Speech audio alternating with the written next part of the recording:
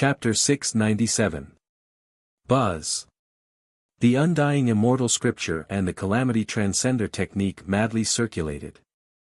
Yi Xian sat cross-legged on the other side of the ancestral dragon blood pool and directly carried out his plundering plan. His entire body turned into a black vortex that crazily devoured the tyrannical power of the ancestral dragon essence blood. Yi Xian. Suddenly, a thunderous roar came from the Kunpeng's mouth. He opened his eyes and looked at Yi Xian. His eyes were filled with extreme shock and anger, and he simply could not believe his eyes. Never would the Kunpeng have imagined that Yi Xian would appear in front of him at such a critical moment and enter the ancestral dragon blood pool with him to madly absorb the power of the ancestral dragon essence blood. This simply made him feel like he was in a dream, and he could not believe what he was experiencing. "I'll kill you." After a dozen breaths of time, the Kunpeng suddenly woke up. His face was savage and twisted as he roared at Yi Xian. He even wanted to get up and kill Yi Xian at this moment. But before he could do anything, the Kunpeng's expression changed. In the end, he did not stand up because he had already activated the ancestral dragon blood formation and was immersed in cultivation. If he really attacked Yi Xian, the tyrannical power of the ancestral dragon in his body would backfire on him and he would suffer heavy injuries. Not only was the Kunpeng in such a situation, Yi Xian was no different from him. He was currently violently absorbing the power of the ancestral dragon's blood essence. He only felt a tearing pain in his body, and the domineering fiery energy was constantly tempering his Daluo immortal body. "Damn bastard, I'll definitely kill you." The Kunpeng had no other choice but to continue madly devouring the power of the ancestral dragon essence blood. But even though he hated Yi Xian to the extreme, there was nothing he could do. This was a silent competition, but it was also a crazy plundering. It was a competition to see who could absorb more ancestral dragon essence blood and who would be the final winner. "Ah!" The Kunpeng roared ferociously as it circulated its demonic arts to the extreme. It madly absorbed the energy of the ancestral dragon's blood essence. The extremely domineering energy caused its body to become even more damaged, but its aura was rising steadily. Yi Xian's face twisted, his robes flapping as veins bulged out from his body. His physical body was already extremely powerful, and it had been boosted to a terrifying level by the Tribulation Transcender art.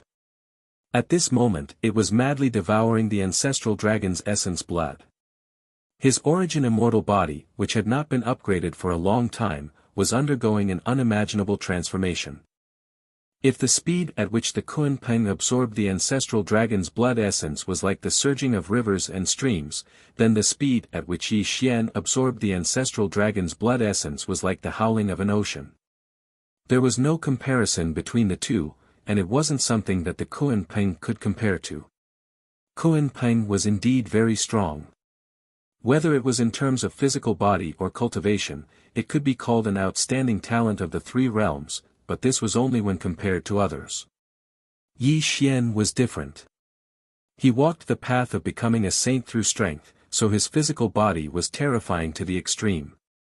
Moreover, he was currently using the Tribulation Transcender art, which was a heaven-defying devouring technique.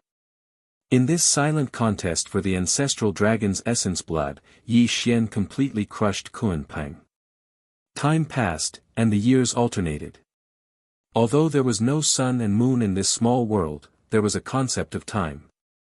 In this silent contest between the two, 10,000 years had passed.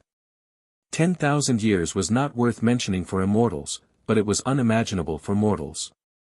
The ancestral dragon's essence blood was not endless, but the domineering energy it contained was too terrifying. Although the two of them were madly devouring it, they had to refine this domineering energy every once in a while. This was an extremely long process.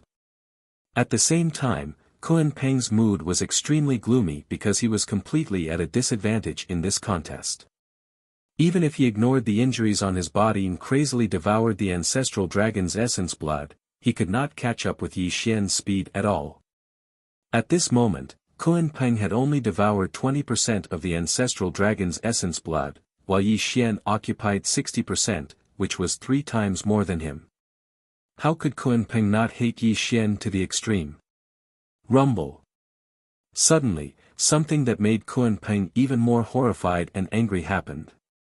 Yi Xian completely turned into darkness, and his whole body was like a terrifying black vortex.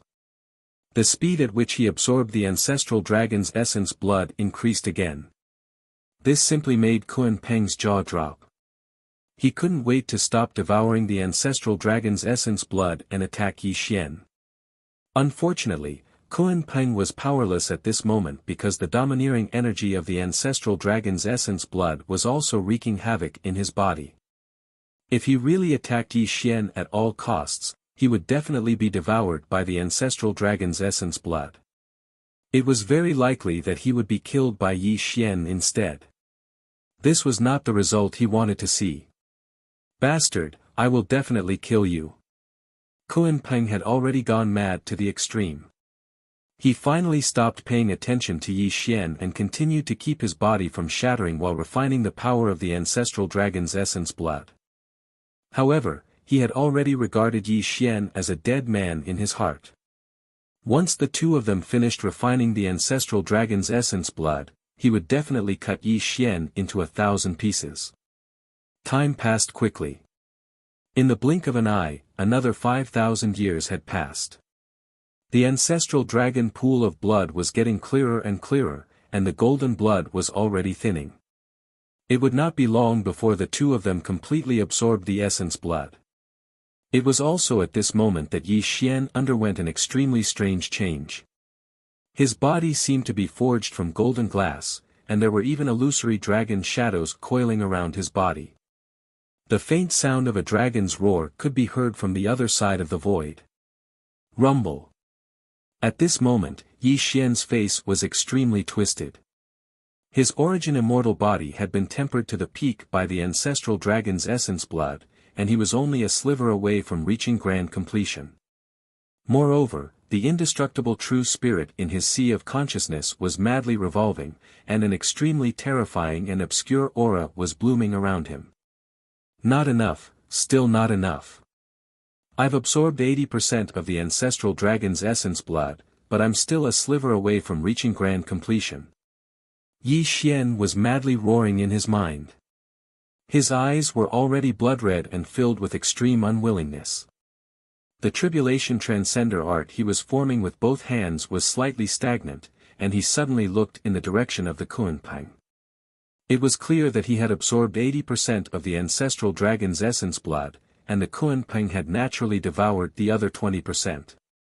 This was also why Yi Xian had finally set his sights on the Kunpeng. Tribulation Transcender Art. Suddenly, Yi Xian let out a ferocious roar. Blood was actually gushing out of his 7 orifices, and his body was cracking like a spider web. He actually ignored the backlash of the ancestral dragon's blood essence and stood up, directly slamming his palm towards the Kunpeng. At this moment, the Kunpeng was immersed in refining the ancestral dragon's essence blood, and his indestructible demonic body was on the verge of completion. Although he had only obtained 20% of the ancestral dragon's power, it was just enough. But the Kunpeng had never imagined that before he could attack Yi Xian would ignore the backlash from the ancestral dragon's power and attack him. Do you want to die with me? The Kunpeng suddenly opened his eyes and looked in panic at Yi Xian. Unfortunately, Yi Xian did not answer. He suddenly appeared in front of him, and that bloody palm slammed down at the top of his head. Chapter 698. I'll fight you to the death. Facing Yi Xian's attack, Kunpeng could easily dodge it if he was an ordinary person.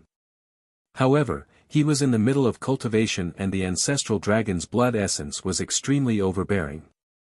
He didn't dare to move rashly and naturally couldn't dodge Yi Xian's terrifying attack. However, Kunpeng wouldn't wait for his death. He forcibly diverted part of his strength and raised his hand to hit Yi Xian's chest. Obviously, he wanted to force Yi Xian to retreat. Bang! With a muffled sound, Kunpeng's palm hit Yi Xian's chest, which caused Yi Xian's sternum to collapse. However, he didn't dodge and let Kunpeng hit his chest. Meanwhile, his palm had already landed on Kunpeng's head. An excited and ferocious smile appeared on Yi Xian's face. Devour. Rumble. Yi Xian roared ferociously. His palm on Kunpeng's head released an extremely terrifying suction force. Strands of ancestral dragon's blood essence shot out from Kunpeng's head and were being devoured by Yi Xian. You're courting death. Feeling that his ancestral dragon's blood essence was leaking out violently, Kunpeng's eyes turned blood red. He crazily hit Yi Xian with his palms. However, no matter how he hit Yi Xian and made Yi Xian spurt blood, Yi Xian's palm never moved away from his head. Give me back my ancestral dragon's blood essence. Kunpeng roared miserably as if he had gone mad. However, he could clearly feel that the ancestral dragon's blood essence that he had painstakingly refined was being devoured by Yi Xian at an extremely fast speed. The undying demon body that he was about to cultivate was also being pushed back. Puff! Kunpeng spat out a mouthful of demon blood. It wasn't because he was injured by Yi Xian, but because he was so angry that he spat out a mouthful of blood. The ancestral dragon's blood essence that he had painstakingly refined had all been taken away by Yi Xian. I'll kill you. Suddenly, at this moment, when the ancestral dragon's blood essence completely disappeared from the Kunpeng's body, he could finally use his full cultivation. Demonic light that could shatter the heavens and earth soared into the sky, and a roar that could shatter mountains and rivers could be heard. Die! The Kunpeng fist was the strongest demonic art of the Kunpeng. The fist could destroy the stars and kill everything. This was not only the strongest fist of the Kunpeng, but it also contained his extreme hatred for Yi Xian. Bang! With a punch, Kunpeng sent Yi Xian flying away. The entire sky-piercing mountain collapsed, and the hundreds of thousands of miles-long skeleton of the dragon ancestor collapsed as well. Above the firmament, in the void, the sky-piercing mountain turned into dust, the ancestral dragon blood pond shattered, and all of its power was devoured by Yi Xian. This made Kunpeng even more furious. He stood in the sky, and the demonic light that could shatter the heaven and earth exploded. Little bastard, I want to eat your flesh and drink your blood. The Kunpeng roared and was about to attack Yi Xian. All of a sudden, Yi Xian's figure froze as he sat cross-legged in the sky. A curtain of primal chaos covered him, and his body glowed. This was an indescribable light, and an obscure aura bloomed around him, causing people to feel an extremely oppressive feeling when they looked at him. What's going on? The Kunpeng's expression changed drastically, and an extreme fear rose in his heart. He was about to attack Yi Xian, but he stopped abruptly. He looked at Yi Xian in shock. The Kunpeng could be called the master of demons, not only because of his cultivation, but also because of his knowledge. He had dabbled in all kinds of demonic arts in the world. At this moment, Yi Xian gave him a terrifying feeling of being on the brink of death, which made the Kunpeng extremely terrified. All heaven's demonic arts. Like a dream. Untraceable for eternity. Who can defeat him? The myriad heavens and realms were chanting. The world suddenly darkened, and a wisp of chaotic light fell from the sky toward Yi Xian.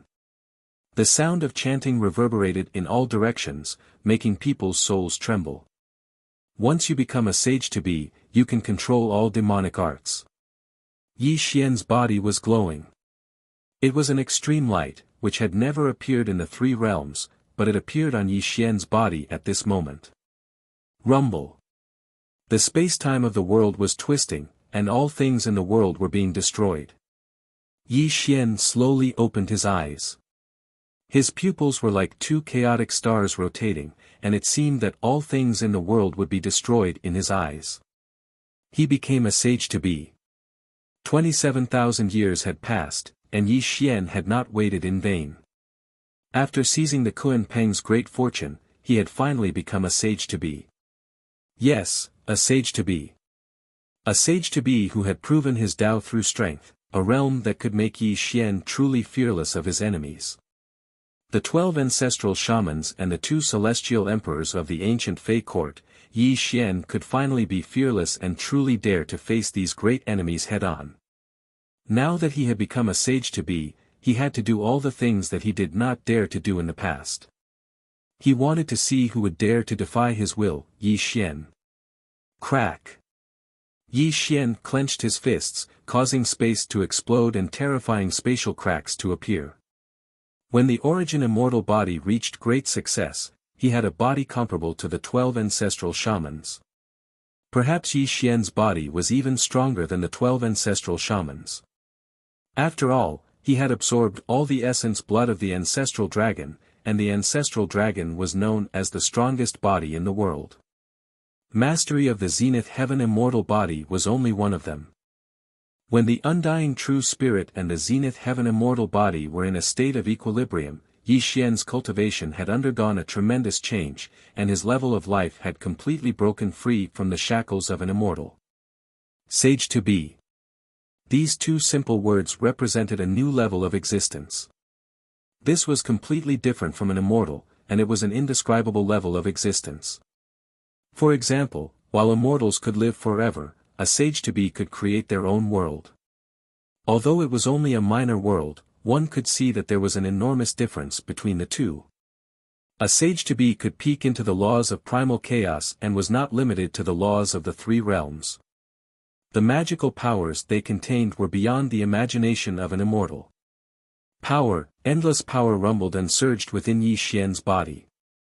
He seemed to be able to destroy all things with a thought.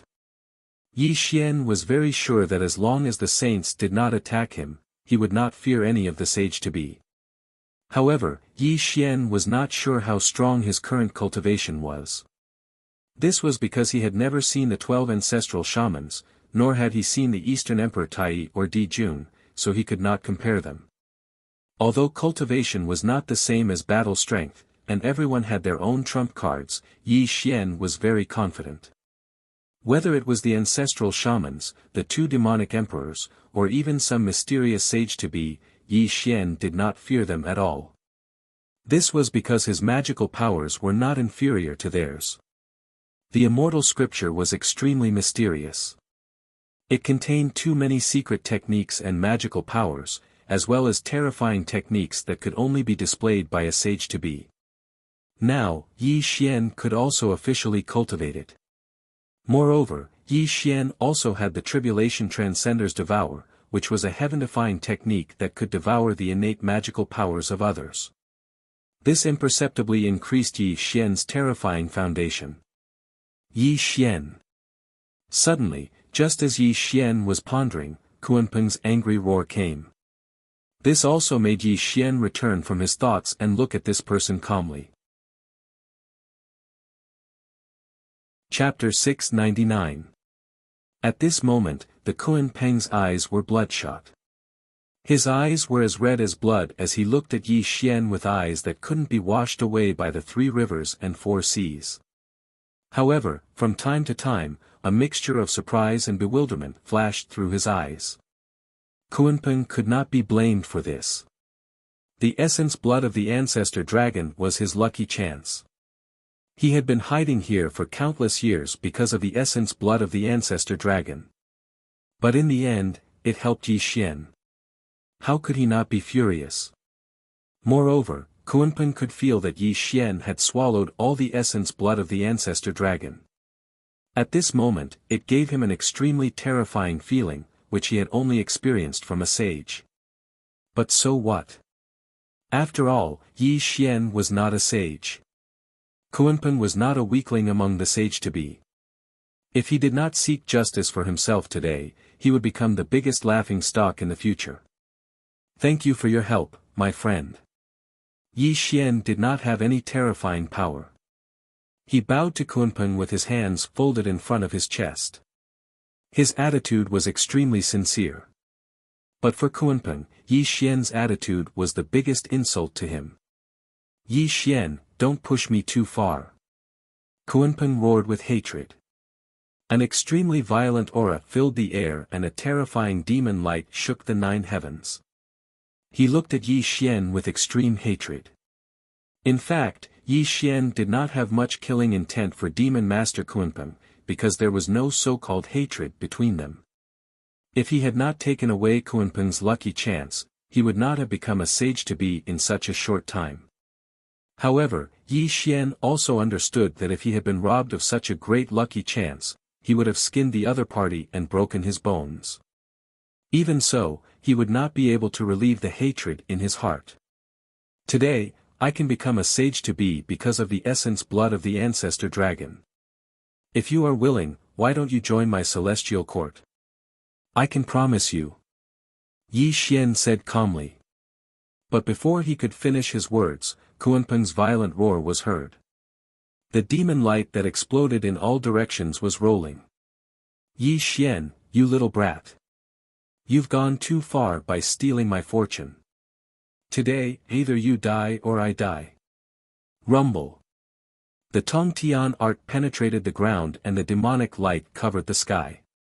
The Kunpeng finally couldn't stand Yi Xian's humiliation anymore, which made him fall into a state of extreme insanity. The ancient demonic art was activated and the Tongtian art was launched. He directly attacked Yi Xian. I gave you face, but you don't want it. Yi Xian frowned, and his face instantly darkened. He didn't seem to have done anything, but he merely struck out with his palm, and the small world exploded. The boundless world cracked inch by inch, as if it was about to explode. Bang! The fist and palm collided, causing the heavens and earth to shatter. The Kunpeng flew backwards, and in the battle of physical bodies, its resplendent fists became a bloody mess. It was all because Yi Xian's physical body was already terrifying to the extreme. Kunpeng art. After being defeated by Yi Xian, the Kunpeng let out a shrill roar. The hatred in his eyes became more intense because he knew that after Yi Xian devoured all the essence blood of the ancestor sorcerer, his physical body was no match for Yi Xian. This also made him launch his most powerful art directly. He was determined to kill Yi Xian here and now. Rumble. Something extremely terrifying happened. The heaven and earth rumbled and shook. Wisps of black and white chi shot up into the sky from the Kunpeng's head. The entire Kunpeng nest was instantly destroyed and the two of them appeared in the northern underworld sea. Whoosh, the waves in the northern underworld sea were rolling. The Kunpeng's body was glowing. This was the black and white light, and it was the chi of origin. Because he was born by heaven and earth and was the only Kunpeng in the world, he was born with unimaginable strength. At this moment, he was really angry. He was determined to fight Yi Xian to the death. Buzz! Suddenly, the Kunpeng fell into the northern underworld sea. Endless black and white chi rippled out, causing the entire northern underworld sea to be rolling. It was as if an extremely terrifying creature was being nurtured in it.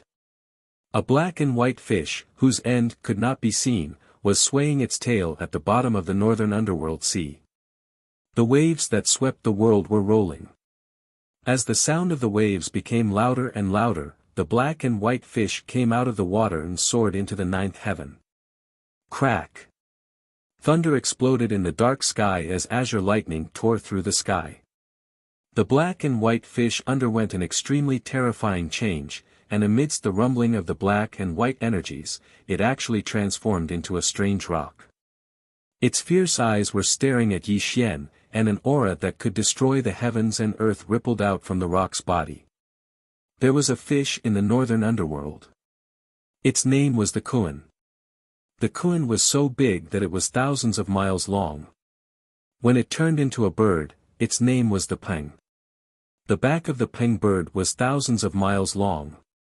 When it flew, its wings were like the clouds in the sky. It covered the sky and covered the earth. It was boundless. This was not enough to describe the terror of the Kunpeng at this moment. He finally turned into his true form under the burning anger. This also proved how much hatred he had for Yi Xian. Yi Xian, you brat, I will eat your flesh and drink your blood. I will make sure that you will never be reincarnated. In the sky, the Kunpeng let out a fierce roar. Its golden claws fell towards Yi Xian. The boundless world was gradually collapsing. This proved how terrifying his attack was. Dharma and martial universe. Yi Xian smiled coldly. The chaotic fog was steaming. His body was violently expanding until he turned into a giant that could hold up the sky. He punched towards the Kunpeng. Kill! The Kunpeng roared. It spread its wings and covered the entire sky. It rushed towards Yi Xian crazily and fiercely. Bang! Bang! Bang! An extremely shocking scene appeared. In this small world, a giant that could support the heavens and the earth was fighting with a rock. The world in all directions was collapsing inch by inch. The scene of the destruction of the heavens and the earth was enough to make one's soul leave their bodies. Boom! The Peng's blood sprinkled in the sky. The black and white qi disappeared without a trace. Yi Xian's face was cold and calm. Every punch not only contained his Dharma and Taoism, but also his body that was not inferior to the ancestor of sorcerers. He also posed a great threat to the Kunpeng. With one punch, the sky collapsed. The Kunpeng's body that could cover the sky and the earth was sent flying. Yi Xian took a step forward and the stars moved. His palms were like millstones of heaven and earth. He directly grabbed the Kunpeng's claws. As the Kunpeng let out a shrill cry, an extremely terrifying thing happened. Yi Xian was like a chaos giant. He was more like one of the legendary 3,000 demons. He fiercely swung the Kunpeng's huge body and constantly smashed it into the vast earth. His violent and unreasonable way was simply terrifying to the extreme. Bang! Tens of thousands of miles of mountains collapsed into dust. A large amount of blood spilled on the earth. The Kunpeng was screaming loudly. He wanted to get rid of Yi Xian's violent means of killing. However, under the pressure of Yi Xian's divine sense and body, he could not reverse the situation at all. Bang! Bang! Bang! The vast earth shook violently. The boundless sea surged with huge waves. Mountains collapsed one after another. The Kunpeng's blood spilled on every inch of space. It was as if the Kunpeng had become a toy in Yi Xian's hands. He was smashing the earth with Yi Xian's arms. Chapter 700. Bang! Finally, with a loud explosion, the Kunpeng was smashed into the ground. The huge Kunpeng's celestial body was bathed in blood. As the black and white qi slowly dissipated, he finally turned into a human again. Buzz! The void swayed and rippled. Yi Xian's body, which was like a chaos giant, was gradually shrinking until he returned to his original appearance. He was looking down at the Kunpeng on the ground from the firmament. Powerful. Very strong, so strong that even Kunpeng felt despair. At this moment, the Kunpeng felt extremely bitter because he had been at a disadvantage from the beginning to the end. He did not even have the strength to fight back, which made his eyes filled with despair. Thump, thump, thump. Yi Xian walked slowly through the air towards the Kunpeng. His expression was emotionless, and his body didn't emit any aura. However, with every step he took, a black lotus would rise from beneath his feet before disappearing into the air. Lotus blooms with every step. The great Tao is within reach. How is this possible? Looking at the black lotus that disappeared under Yi Xian's feet, the Kunpeng trembled and growled. He could not believe his eyes and was dumbfounded on the spot. According to legend, every move of the sage-to-be not only contained the power of heaven and earth, but also showed his Dharma and Tao. When a sage-to-be could transform into a lotus, it meant that he was very likely to become a saint in the future. The two saintly Buddhas of the West sat cross-legged, the three pure ones had green lotuses around them, and goddess Nuwa had obtained the merit of mending the heavens and creating humans. Every move of hers was accompanied by golden lotuses. These were all signs that they had yet to become saints. The Kunpeng was defeated by Yi Xian. When he saw the black lotus that disappeared under Yi Xian's feet, he could not believe his eyes. Was Yi Xian the seventh heaven-destined saint? And the essence blood of the ancestor dragon that he got was just a gift for Yi Xian? Unwillingness, desperation, and palpitations. All kinds of complicated emotions grew in Kunpeng's heart. A bitter smile emerged from the corners of his mouth. Gradually, he looked at Yi Xian calmly. When a person was about to die, he would be indifferent to everything. Although Kunpeng didn't know what kind of person Yi Xian was, the fact that Yi Xian could wait for 10,000 years to spy on his secret proved that he was not a kind person. He was also an ambitious and ruthless person. The Kunpeng knew that Yi Xian wouldn't let him off. In the end, the only outcome for him was death. Whine. The black lotus disappeared under Yi Xian's feet. Finally, he stood in front of Kunpeng, looking down at Yi Xian calmly. No one could tell what Yi Xian was thinking at the moment. You are very strong. You are so strong that I feel despair. Even Di Jun is no match for you, said Yi Futian. Kunpeng said calmly. When he was facing death, he had seen through everything. He even praised Jian Wushuang from the bottom of his heart. Do you think I want to kill you? Suddenly, a gentle smile appeared on Yi Xian's face. His voice was gentle and easygoing. Hearing Yi Xian's words, Kunpeng was stunned. He said, "Will you let me go?" Fellow Taoist, you're right. I've snatched away your opportunity. Logically speaking, we shouldn't rest until one of us is dead. I should kill you here. Yi Xian nodded. However, he was smiling all the time. His eyes became more profound as he looked at Kunpeng. Then what are you waiting for? Kunpeng was not stupid. Before Yi Xian took action, he had already vaguely known what Yi Xian was thinking. This made him look at Yi Xian with a complicated expression. I presume that fellow Taoist has already guessed that I would like to invite fellow Taoist to join the heavenly court and grant fellow Taoist the position of demon master. It's no different from fellow Taoist's position in the ancient demon court. Yi Xian spoke tirelessly, his words extremely sincere. It was obvious that Yi Xian had never thought of killing the Kunpeng. This was because the Kunpeng was extremely useful to him, and it was also a great weapon against the ancient demon court. Kunpeng was the master of all demons. Although he was defeated by Yi Xian, it seemed that he could not withstand a single blow. That was because Yi Xian had stepped into the sage-to-be. He was a sage-to-be who proved his Tao through strength. That was why Kunpeng looked so weak. However, Kunpeng was definitely a terrifying figure among the sage-to-be. If he could join the celestial court, it would be of great help to Yi Xian. This was only one of the reasons.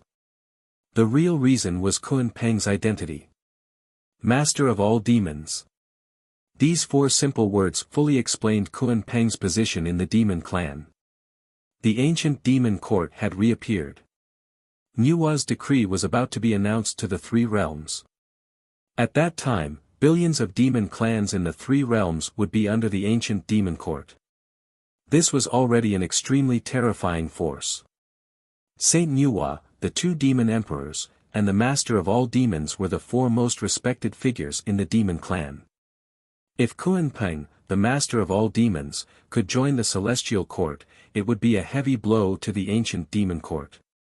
An irreparable loophole would appear in the ancient demon court. It would make billions of demon clans wonder why Kunpeng, the master of all demons, would betray the ancient demon court. This was Yi Xian's chess piece. This was also his real intention of looking for Kunpeng. However, he did not expect that he would seize Kunpeng's opportunity here and directly step into the sage-to-be. Impossible. Suddenly, Kunpeng sternly refused without any hesitation. Fellow Taoist, are you forcing me to kill you? Yi Xian frowned, and his voice gradually turned cold. Yi Xian, you took my opportunity first. You and I are mortal enemies. Moreover, I am the master of all demons. If I really join your celestial court, how can I stand in the demon clan? How can I face the two demon emperors? Won't I be ridiculed by the creatures in the three realms? Kun Peng sneered. Although he did not want to die, his dignity would not allow him to submit to Yi Xian.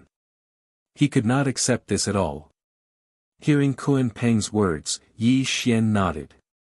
Just as Kun Peng said, if he really joined the celestial court and became Yi Xian's subject, billions of demon clans would certainly be disgraced, although they would be puzzled. This was also the reason why Kun Peng sternly refused. Yi Xian narrowed his eyes and became silent. After a full 10 breaths, he was no longer gloomy and a smile appeared on his face again. Fellow Taoist, let me ask you a question. If you are still unwilling to join the celestial court after answering, I will leave with you. I will not make things difficult for you. Hearing Yi Xian's words, Kun Peng was stunned. He looked at Yi Xian with a complicated expression and then asked tentatively, are you serious? I am a man of my word. How can I be a man of my word? Yi Xian said with a smile. Well, what do you want to ask? Kun Peng said seriously. I want to ask you, fellow Taoist. In the great calamity of the Wu tribe, both the Wu tribe and the ancient demon court suffered great losses. Now that the ancient demon court has reappeared, do you think Dong Huangtai and Emperor Jun can lead billions of demon clans to destroy the Wu tribe? Yi Xian asked calmly. Chapter 701. This. Hearing Yi Xian's question, the Kun Peng's face went blank. It was unable to answer his question for a long time. It wasn't because Yi Xian's question was difficult, but because it was an unsolvable question. The 12 ancestors of sorcery in antiquity times were transformed from Pangu's blood essence. The sorcerer tribe members could fight against the heavens and the earth, and they also had the 12 divine beings killing formation. If the 12 ancestors of sorcery in antiquity times condensed the real body of Pangu, even the sages would be afraid of them. Moreover, the sorcerer tribe members' combat strength was so terrifying that ordinary demon tribes could not resist them. This was also why the two tribes ended up in a lose-lose situation during the Great Tribulation of sorcerer and demon tribes. Even though the ancient demon court had reappeared in the world and the demon tribes had reappeared, the enmity between them and the sorcerer tribe could not be resolved. The two tribes did not want to resolve it at all. The ancient demon court could not destroy the sorcerer tribe, and the sorcerer tribe could not destroy the ancient demon court. This was an unsolvable dilemma. Kunpeng could not answer Yi Xian's question, because the ancient demon court could not destroy the sorcerer tribe at all. It could only reproduce the great tribulation of sorcerer and demon tribes. If this stalemate continued, perhaps when the second great tribulation of sorcerer and demon tribes reappeared, it would repeat the first great tribulation of sorcerer and demon tribes and end up in a lose-lose situation again. It seems that you can't answer my question. Then I'll ask you another question. Looking at Kunpeng's silence, Yi Xian smiled and said, I wonder how my cultivation compares with the two demon emperors. Oh, are you trying to show off your strength? Kunpeng smiled coldly and said, yes, you are indeed very strong, even stronger than Di Jun. However, compared with Dong Huangtai, your cultivation should be about the same. But don't forget that Dong Huangtai has the Bell of Chaos, which is invincible. It is a primordial treasure, which has made him invincible. You are definitely no match for him. Ha!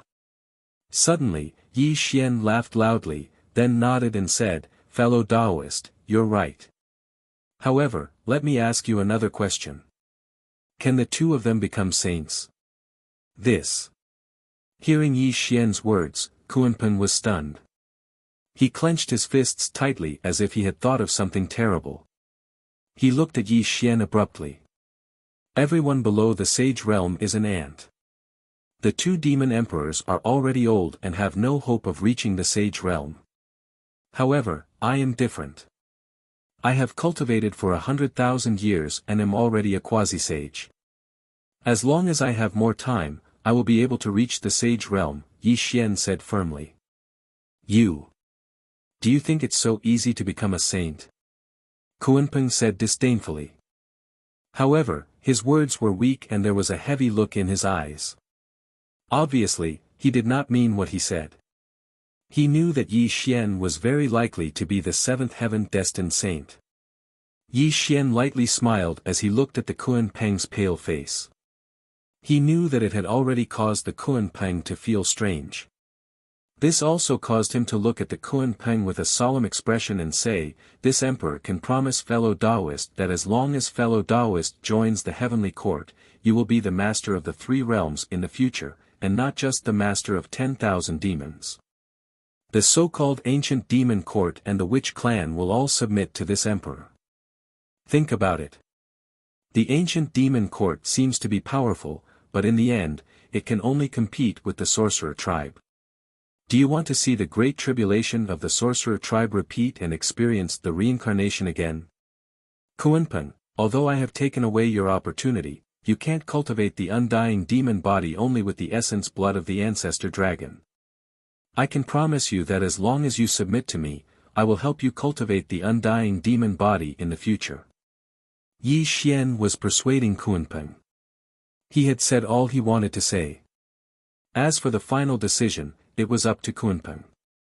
Everything was silent, and the world was silent. The Kunpeng's eyes drooped as the aura around its body fluctuated.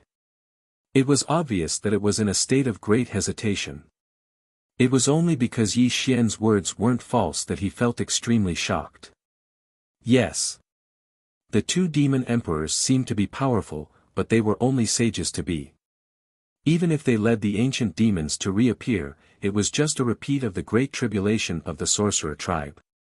However, Yi Xian was different. He was very likely to become a sage. Kunpeng could see that Yi Xian's Dharma access was extremely terrifying. He was not weaker than the two demon emperors when he had just become a sage's to be. This made Kunpeng's heart beat wildly. Submit to me and work together. Kunpeng, what are you hesitating for? Like the morning bell and evening drum, or the chaotic thunder, when Yi Xian's voice sounded again, Kunpeng suddenly raised his head. A look of determination flashed across his eyes. Then, he bowed to Yi Xian. Old Minister Kunpeng pays his respects to the Celestial Emperor. Good. Yi Xian slowly nodded as he watched the Kunpeng submit to him. The corners of his mouth curled into a satisfied smile. From now on, you are the demon master of the Celestial Court.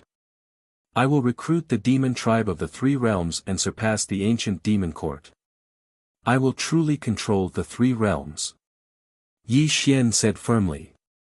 Don't worry, Celestial Emperor. Since Kunpeng is loyal to you, I will not be disloyal. Kunpeng bowed and said sincerely. Kunpeng knew very well that he did not want to die. The only way to survive was to be loyal to Yi Xian. As Yi Xian said, the ancient demon court seemed to be powerful, but it was just an illusion. If Yi Xian could really become a sage in the future, the so-called ancient demon court would eventually be destroyed, and the sorcerer tribe would also suffer a great calamity. Kunpeng was not a hero, nor was he a righteous person. From the fact that he hid here to seek the essence blood of the ancestor dragon, it could be seen that he was also an ambitious and ruthless person. After experiencing a series of things, Kunpeng found that following Yi Xian might be an excellent choice. Of course, Kunpeng was also taking a risk and gambling his own fate. If Yi Xian could not defeat the sorcerer tribe and the demon tribe and died, Kunpeng would also be spurned by the demon tribe. However, Kunpeng believed that Yi Xian could become a sage in the future and could truly become an invincible person in the world. This was also the reason why he took a risk. What happened next was very simple. After Kunpeng submitted, he briefly described the secret of this place. The northernmost sea was the place where the ancestor dragon fell. The last drop of essence blood of the ancestor dragon was left, and the ancestor dragon's soul was also scattered between heaven and earth. In order to refine the essence blood of the ancestor dragon, Kunpeng had been hiding here since the end of the Great War of Sorcerer and Demon. He hoped to refine the essence blood of the ancestor dragon and reach the peak of the sage-to-be. However, he did not expect that it would be taken by Yi Xian. Of course, Kunpeng would not say this directly. He simply introduced the origin of this place. Then, under Yi Xian's proposal, the two left the northernmost sea. It had been almost 30,000 years since Yi Xian left the celestial court. Today, he was already in the sage-to-be realm. When he took Kunpeng out of the northernmost sea, no one knew what changes it would bring to the three realms. And it was only less than 10 years before the ginseng fruit meeting began. Chapter 702. Southern Viewing Continent, Endless Sky Ancient City. Endless Sky Ancient City was a city, but it wasn't devoid of mortals. Instead, it was filled with cultivators and Tao-seeking cultivators. Immortals, Buddhas, and demons coexisted here. Among the four great continents, Southern Viewing Continent was the most peaceful. Not only were there very few disputes, but immortals, Buddhas, and demons could coexist. This was a miracle in the three realms. Sky Billow Ancient City was a sacred place in the Southern Viewing Section continent. Its city lord, Gu Tianlan, was a golden immortal of the Great Principle. He was extremely famous in the entire Southern Viewing Section continent. It was also because of his existence that there were very few fights in the entire Sky Billow Ancient City. It had to be said that Gu Tianlan, a Daoyuo Jingxian, was able to make immortals, Buddhas, and demons coexist peacefully in Endless Sky City. A crescent moon hung in the sky, and the stars in the sky sprinkled starlight. It was currently night, but the entire Endless Sky Ancient City seemed unusually lively. The sound of firecrackers and fireworks interweaved in the sky above Endless Sky Ancient City, creating a peerlessly beautiful scene. A large number of cultivators shuttled back and forth, creating a lively atmosphere. Endless Sky Wine House. This was the most famous wine house in Endless Sky Ancient City, and it was also the place where immortals and demons lingered. This was because the wine here was brewed from the best spirit fruits. Not only did it give people a continuous aftertaste, but it was also extremely beneficial to one's cultivation. Of course, the price of this wine was naturally not cheap. Those who could enter here to enjoy it were at least immortals. The boss behind the scenes who opened this wine house was naturally the city lord, Gu Tianlan. Guests, please come in. The waiter at the door was a nascent soul cultivator. At this moment, two black-clothed men wearing bamboo hats entered the wine house, causing him to quickly welcome them with a smile on his face. A jug of immortal wine and 2 plates of spirit fruits. One of the black-clothed men spoke in a low voice. His body slightly moved to the side, and he modestly invited the person beside him to enter first. From this, it could be seen that the two were master and servant. The waiter didn't find their mysterious appearances strange. After all, he had received all kinds of strange people before. He didn't reveal the slightest bit of strangeness as he welcomed the two into the wine house. Although it was called a tavern, it was just an abbreviation. The Endless Sky Tavern was 9 stories tall, and its scale was extremely large. It could hold as many as 10,000 people. The first 3 floors received ordinary cultivators, and the higher they went, the more extraordinary the people they received. When the 2 black-clothed men reached the 3rd floor, they found a window seat and sat down.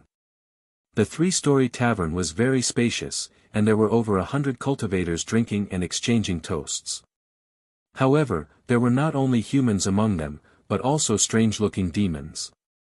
The arrival of the 2 black-robed men caused these cultivators to focus their gazes on them. After a brief glance, they shifted their gazes away. After passing Tianlan Ancient City, we will enter the Aparagodania continent. I didn't expect that when I was born again, would coincide with Zhen Yuanzi's ginseng fruit meeting, the Kunpeng said with a smile. Obviously, the two men wearing bamboo hats were Yi Xian and the Kunpeng. They left the northern underworld sea and came all the way to the Aparagodania continent. Coincidentally, they passed by the endless sky city. At Yi Xian's suggestion, the two entered the city and stayed for a while. Although the ginseng fruit is good, it's useless to you and me. I'm wondering who will participate in this ginseng fruit meeting, Yi Xian said with a smile. Hearing Yi Xian's words, the Kunpeng laughed and said, "This Zhen Yuanzi is known as the ancestor of earthly immortals. His magic skills are very impressive. I believe that as long as the sage-to-be zenith heavens are not cultivating in seclusion, they will definitely participate in this meeting." While the two were talking, the best spirit fruits and immortal wine were served. Although this wine was highly recommended by some heavenly immortals, Yi Xian was not interested in it at all. Instead, the Kunpeng was tasting it with great interest. Obviously, he had been hiding in the northern underworld sea for a long time and had not tasted something like spirit fruits and immortal wine for a long time. Some people might ask why Yi Xian and the Kunpeng entered this tavern. In fact, the reason was very simple. Yi Xian had disappeared for 30,000 years and reappeared after 30,000 years. However, he did not know what had happened in this world during this time. Since ancient times, taverns and teahouses were well-informed places. This rule applied not only to mortals but also to immortals. Since Tianlan ancient city was a holy land for cultivators, they could naturally obtain some information that was useful to Yi Xian. "Hey, have you heard? The ginseng fruit meeting will start in a year. All the zenith heavens will head to the Longevity Mountain. This meeting really makes us yearn for it." "Brother, you must be joking. Immortals from the lower realm like us can only dream about it. The ginseng fruit is a sacred object of heaven and earth and is also known as a panacea. Not to mention seeing it, even smelling it is a blessing that we have accumulated in our previous lives. Brother, please don't be delusional." "Haha, a worthy younger brother is right. However, I heard that the Demon Emperor Di Jun will go to the Longevity Mountain in person this time. It is also rumored that the ancestor of Sorcerer Zhurong is also heading to the Longevity Mountain. Do you think there will be a great battle between the two?" "Shoo. Brother, don't talk." One of the immortals' expression changed slightly. He hurriedly gestured for his companion to keep quiet before carefully reminding him in a low voice, "Brother, please don't talk nonsense. You must know that the ancient demon court has reappeared in the world, and Queen Nuwa has even issued a decree. Now, billions of demons in the three realms have joined the ancient demon court, and the demon race's momentum has already reached the Tongtian. Once the Myriad Demon Conference starts, the ancient demon court will officially become the master of the three realms. The sorcerer race and the ancient demon court are like fire and water. Brother, please don't mention such a sensitive topic again. Otherwise, you and I can't afford to get into trouble. What's there to be afraid of? Right now, only you and I are talking. No one else can hear our conversation. However, you said that the ancient demon court has regained control of the three realms of the heaven, earth, and man. What should the 33rd layer of the celestial court do? Legend has it that Yi Tiandi is not someone to be trifled with. Brother, you might not know this, but the 33rd layer of the celestial court has already activated the heaven protecting array. The so-called immortal officials have already disappeared from the world. How can the celestial court compare to the ancient demon court? Obviously, they are afraid of the ancient demon court. I'm afraid that after the Myriad Demon Conference, the 33rd layer of the celestial court will become a thing of the past. As for the so-called Yi Tiandi, there has been no news about him for tens of thousands of years. I'm afraid that he is hiding in the bullfighting palace, trembling in fear.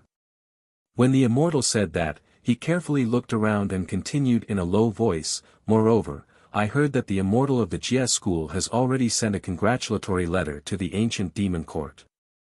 Clearly, he has the intention of befriending the ancient celestial court. I'm afraid that Yi Tiandi.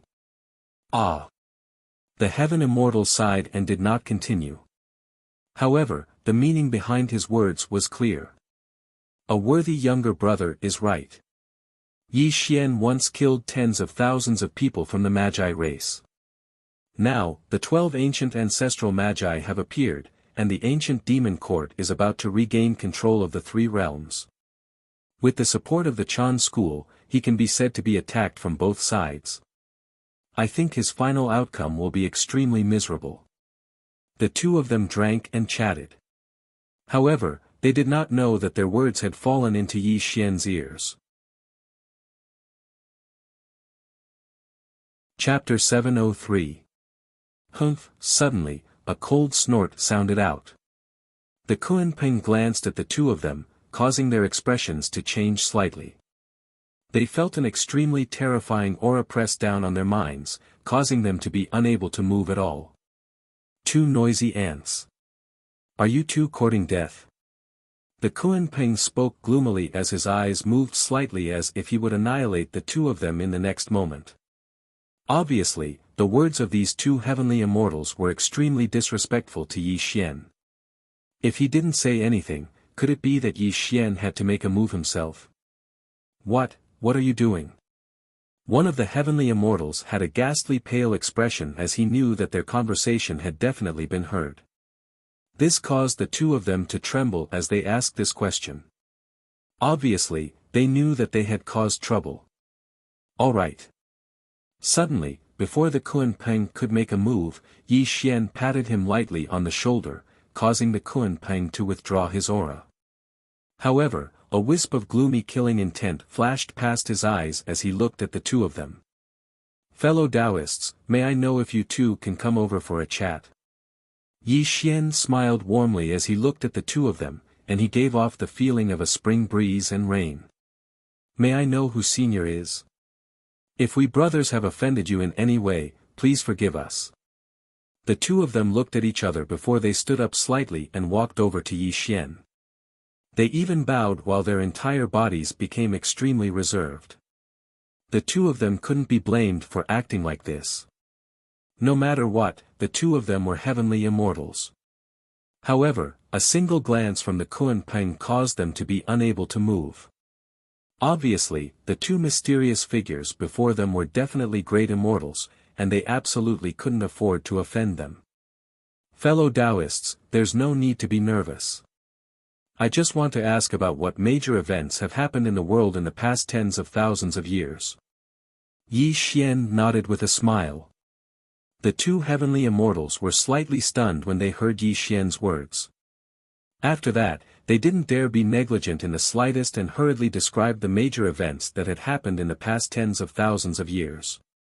The first major event was that 10,000 years ago, Goddess Nuwa had issued a saint's decree to inform the demons of the three realms that the ancient demon court had reappeared in the world. They would once again take control of the three realms. This also made billions of demons submit. Countless Tongtian demon monarchs had joined the ancient demon court. The second major event also happened 10,000 years ago. The Magi lineage announced to the three realms that the 12 ancient ancestral Magi had returned. The Magi were about to reappear in the world. Countless great Magi roamed the three realms and recruited disciples without restraint. As for the third major event, it was Jin Yuanzi's Ginseng Fruit Festival. However, compared to the reappearance of the Lich, the Ginseng Fruit Festival was not as eye-catching. Yi Xian nodded slowly as he listened to the two celestial immortals' narration. He was not surprised at all. Obviously, the Snow Charmer must have contributed to the delay in announcing Nuwa's decree to the three realms, and the return of the 12 ancient shamans was within reason. After all, he had killed his way into the ancestral land of the Magi in the past and killed tens of thousands of Magi. Now that the ancient demon court had reappeared, if the ancestral Magi did not return, they would not be able to face the ancient demon court at all. Re-establish the demon court and take control of the three realms? Yi Xian muttered to himself. A strange smile appeared at the corner of his mouth. Then, he looked at the two celestial immortals and said, "According to what you said, the ancient demon court will hold the myriad demon conference in 10,000 years and truly take control of the three realms, becoming the master of the three realms again." "That's right. This is a decree personally issued by the two demon emperors. They will also invite the Daluo sage to be from all over. Legend has it that when the myriad demon conference begins, Goddess Nuwa will personally come. This is definitely not fake."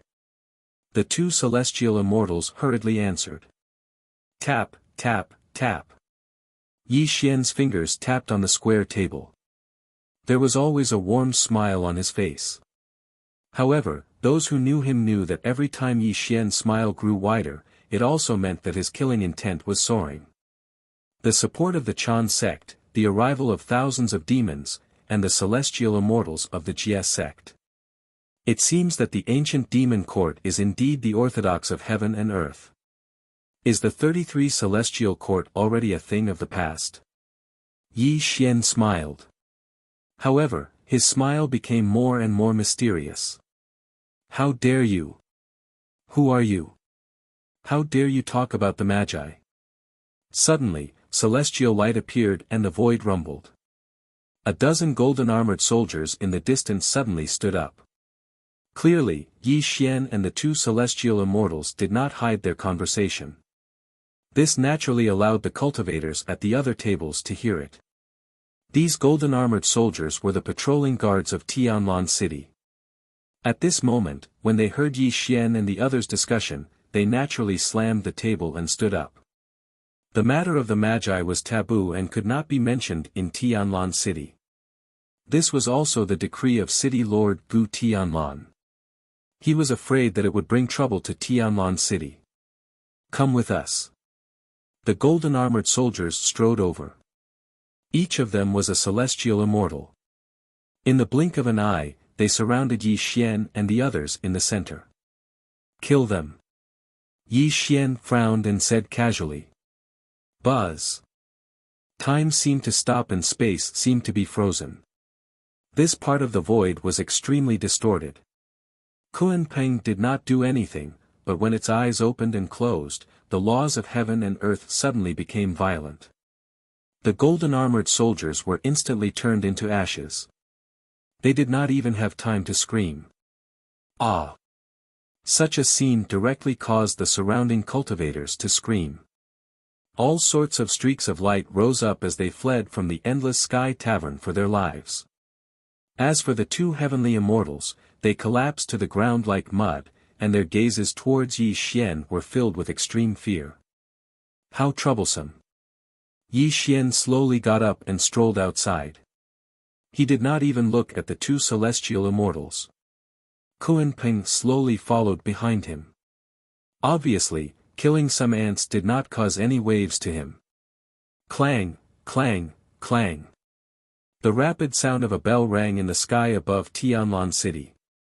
Various streams of light shot out from the city lord's mansion. Obviously, such a big noise in Tianlan Tavern had alarmed the city lord's mansion.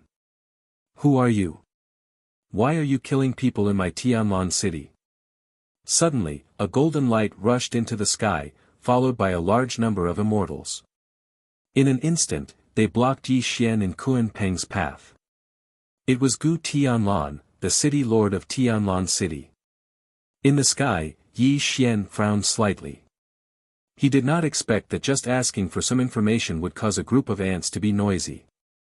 At this moment, hundreds of immortals surrounded Yi Xian and Kunpeng. Gu Tianlan frowned and looked at Yi Xian with a heavy look in his eyes. Strong, very strong. They were so strong that he could not see their cultivation at all. This was what Gu Tianlan felt at this moment. Gu Tianlan, a disciple of the Chan sect, had established his own orthodoxy in the Nanzhan department continent and built Tianlan City where immortals, demons, and demons lived together. His cultivation was at the second heaven of Daluo, and his cultivation was the Disha 72 transformations of Taoism. He could be said to be an extremely famous Daluo Jingxian in the Nanzhan department continent. However, He was in a heavy mood now because he felt a chill in his heart, and the source of this feeling was the two people he stopped. I am Gu Tianlan, the third disciple of the Emperor of the South Pole. May I know who you are? May I know your names? Gu Tianlan bowed. At this moment, he already regretted stopping the two people. However, the arrow was on the bow and had to be shot. He could only pretend to be calm and mentioned his master, hoping to make the two people afraid. Get lost. Kuan Peng said gloomily. The so-called Daoyuo was no different from an ant in his eyes. The Emperor of the South Pole. Are you the old man of the South Pole of the Chan sect? Yi Xian slowly took off his bamboo hat and looked at Gu Tianlan calmly. When Yi Xian took off his bamboo hat, Gu Tianlan was also stunned, as if he had seen Yi Xian somewhere before. Suddenly, Gu Tianlan's expression changed greatly, and a large amount of cold sweat appeared on his forehead. It was because he finally remembered that when he participated in the Feast of Peaches, the person in front of him was Yi Tiandi of the Feast of Peaches. You are Yi Xian, no. Gu Tianlan was shocked. His face turned pale instantly, and he bowed to Yi Xian and said, Gu Tianlan greets the Celestial Emperor. I am asking you a question. Are you the disciple of the old man of the South Pole? Yi Xian still asked calmly, without any anger. Yes. Gu Tianlan trembled in fear. How could he not know the hatred between the Chan sect and Yi Xian? But he had just mentioned the old man of the South Pole, so it was impossible for him to deny it now. The Emperor of the South Pole, the old man of the South Pole. It seems that this old man led the Chan sect to join the ancient demon court. He is living a good life. So, Tianlan City is also the orthodoxy of the Chan sect. Yi Xian smiled and said. Yes. Gu Tianlan braced himself and answered, but an extremely bad feeling suddenly rose in his heart. Kill them all. Leave no one alive. Suddenly, Yi Xian's smile disappeared. His voice was cold and cruel as he slowly walked into the distance. However, mournful screams came from behind him. The entire Tianlan city was instantly reduced to ashes. It was unknown how many creatures had died in vain in Tianlan city. The 6 desires were merciless, and the heaven and earth were heartless. For Yi Xian, all his enemies could only be dead. If Gu Tianlan did not appear, Yi Xian had no intention to destroy the whole Tianlan city. However, Gu Tianlan courted death and admitted that this was the orthodoxy of the Chan sect. So, Yi Xian could only let the Kunpeng destroy the Tianlan city. In the past, Yi Xian was afraid of Yuanshi Tianzuan behind the Chan sect. Although he suppressed the Chan sect, he still left some leeway. But now, he had become a sage-to-be and no longer had any scruples. He was gradually moving toward the sage realm. Since the Chan sect dared to join the ancient demon court and fight against him, they would only end up with the destruction of their sect. Destroying the Tianlan city was just an appetizer. In the future, Yi Xian would definitely let the 3 realms know who the real master of the 3 realms was. But before that, Yi Xian wanted to participate in the ginseng fruit meeting. He wanted to meet the so-called Emperor Jun, an ancestor of sorcery, and see how powerful they were. Chapter 704. Longevity Mountain, 5th Manor Temple. Zhen Yuanzi was known as the ancestor of earthly immortals and was an extremely impressive figure. Since the beginning of the world, the Ginseng Fruit Festival he held was a grand event of the world. Anyone who could participate in the Ginseng Fruit Festival was an esteemed ancestor of the world. From this, one could see how extraordinary the Ginseng Fruit Festival was.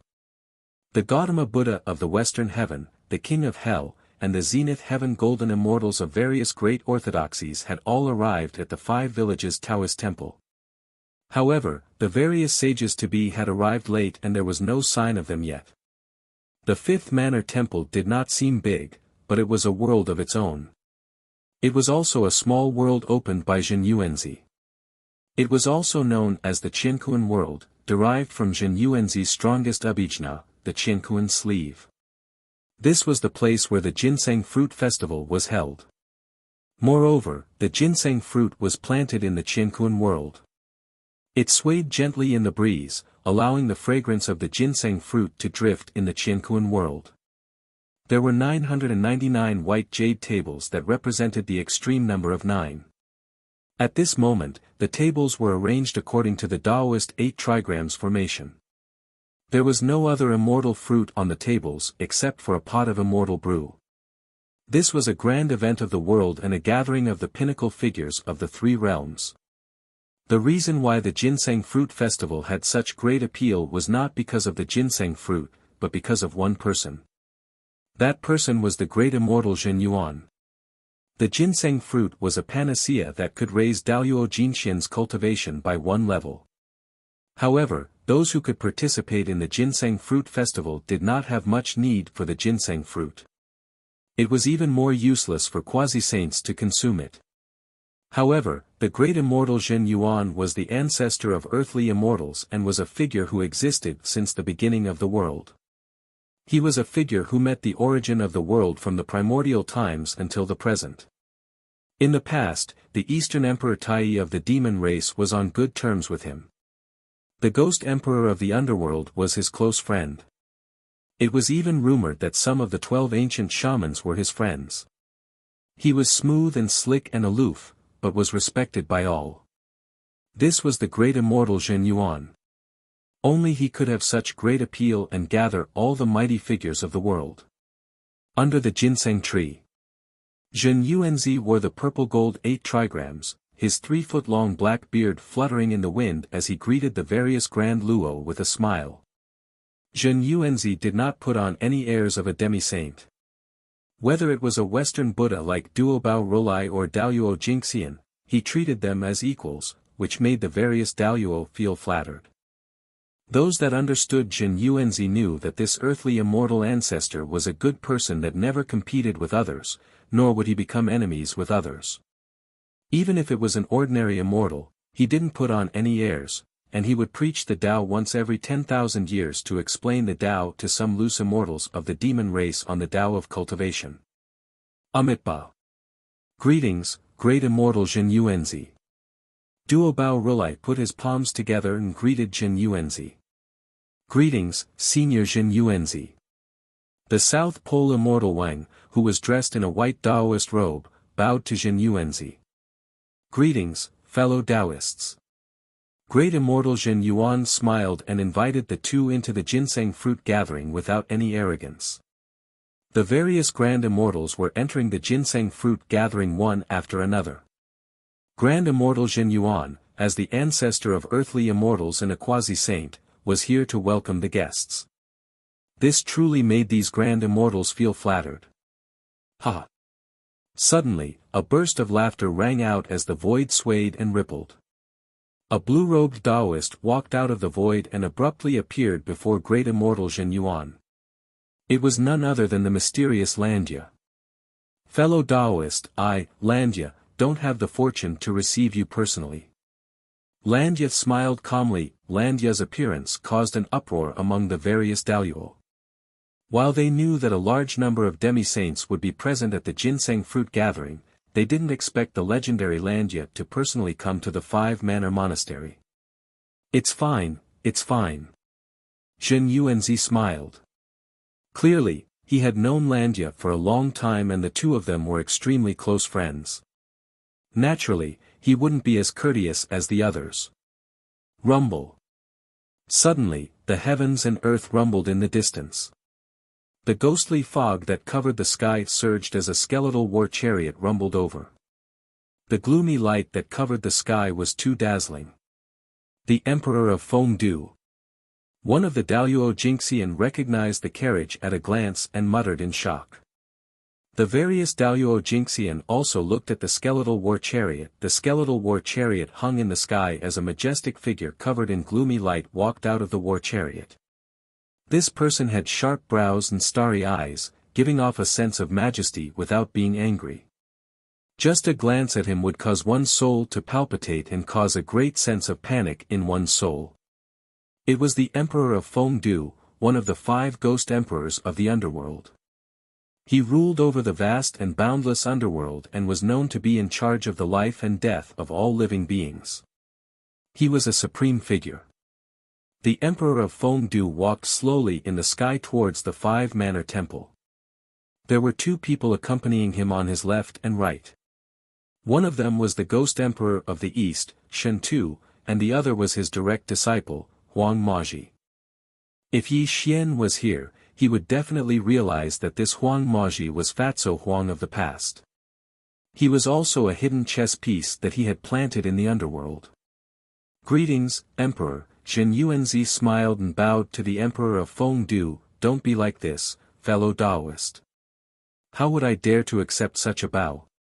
The Emperor of Fengdu turned slightly and returned the bow to the grand deity Zhen Yuan. Although he was the supreme ghost emperor of the underworld, he did not show any arrogance in front of Zhen Yuanzi. He could not accept Zhen Yuanzi's bow. After all, they were both figures from the primeval age. Zhen Yuanzi was known as the ancestor of earthly immortals in the primeval age, while the Emperor of Fengdu was just a nobody back then. Although he later became the ruler of the underworld, he still had to maintain a sense of humility in front of the grand deity Zhen Yuan. Please come in, fellow Taoist. Zhen Yuanzi smiled and invited the Emperor of Fengdu and Landia to enter the ginseng fruit gathering together. It was also at this moment that the various Grand Luo stood up and bowed to the 2 demi-saints. They did not dare to show any disrespect. One was the extremely mysterious Lord of the Tao, Landia. The other was the Emperor of Fengdu who ruled the underworld. They were both supreme figures in the world. How could these Grand Luo compare to them? What a lively ginseng fruit gathering. How could I not participate? When the 2 demi-saints entered, a golden sun rose in the east. The light that illuminated the 3 realms was too bright and too dazzling. There were even rumbling sounds in the world. 9 fire dragons roared in the distant sky. They pulled a golden jade carriage and rolled over. A majestic golden figure was coiled in the golden jade carriage. Anyone who looked at him would feel an extremely heavy feeling. Di Jun of the Demon Clan. A Grand Luo said with a trembling voice. Everyone in the ginseng fruit gathering stood up. Clearly, the Demon Clan's celestial emperor had arrived. No one dared to slight him. Old Minister Fengdu greets the celestial emperor. The immortal elder of the South Pole had already led the Chanism to join the ancient demon court. He was even conferred the title of Emperor of the South Pole. When Di Jun walked out of the golden jade carriage, this person quickly went to greet him and even bowed. Chapter 705. Today is the ginseng fruit gathering organized by Taoist Zhen Yuan. Let's dispense with the formalities. Emperor Jun, who was wearing golden armor and a golden sun emperor crown, smiled. Greetings, Heavenly Emperor. All the zenith heavens bowed. The ancient demon court was extremely powerful now, and they were about to regain control of the heaven and earth 3 realms. They did not dare to overstep their boundaries. Greetings, Taoist friends. Emperor Jun strode over with the aura of a heavenly emperor. He first cupped his hands at Zhen Yuanzi, then nodded at Landia and the Emperor of Fengdu roar. Suddenly, an earth-shattering roar was heard. A cloud of fire rose in the sky, and a figure as red as fire rolled over with a domineering aura. Humph! Such a scene made Emperor Jun's face turn cold. He snorted and squinted his eyes at the newcomer. Boom! The earth shook, and the heavenly fire burned the sky. A red-haired, red-bearded man walked over. As the fire dissipated from his body, he appeared in the ginseng fruit gathering. I was wondering who it was. So it's you, the 3-legged golden crow. Zhurong, the ancestral witch of fire, controlled the fire essence of heaven and earth, and was one of the 12 ancestral witches. He was definitely a top figure in the 3 realms. When he saw Emperor Jun, he said coldly. Do you want to die? Being insulted by Zhurong in front of all the Zenith Heaven Sage-to-be, Emperor Jun's face turned cold. A golden sun anomaly rose behind him, and he looked at Zhurong with great murderous intent. Both of them controlled the fire essence of heaven and earth. Zhurong was known as the ancestral witch of fire, while Emperor Jun was born from the sun skyfire. His original form was the ancient golden crow. There was a great war in the untainted land in the past. Because of the hatred between the witches and demons, the two of them had great enmity. Taoist friends, please calm down. Suddenly, Zenyuanzi stood between them and made a Taoist bow to them, which made Zhurong and Emperor Jun snort and withdraw their qi. Obviously, the hatred between the shamans and demons was deep. However, today was Zenyuanzi's event. If they fought in the host's house, wouldn't it be a slap to Zenyuanzi's face? The two of them couldn't do such a thing. Moreover, the two of them had their own reasons for participating in the ginseng fruit meeting. They didn't want to fight to the death as soon as they met. Humph, for the sake of fellow Taoist Zenyuan, I won't lower myself to your level. Emperor Jun sneered and walked into the ginseng fruit meeting. How pretentious. Under Zenyuanzi's invitation, Zhurong joined the ginseng fruit gathering as well. However, the presence of the two at the same time gave the other grand heavenly immortals a great deal of pressure. Under the ginseng fruit tree, Zenyuanzi was still welcoming the guests.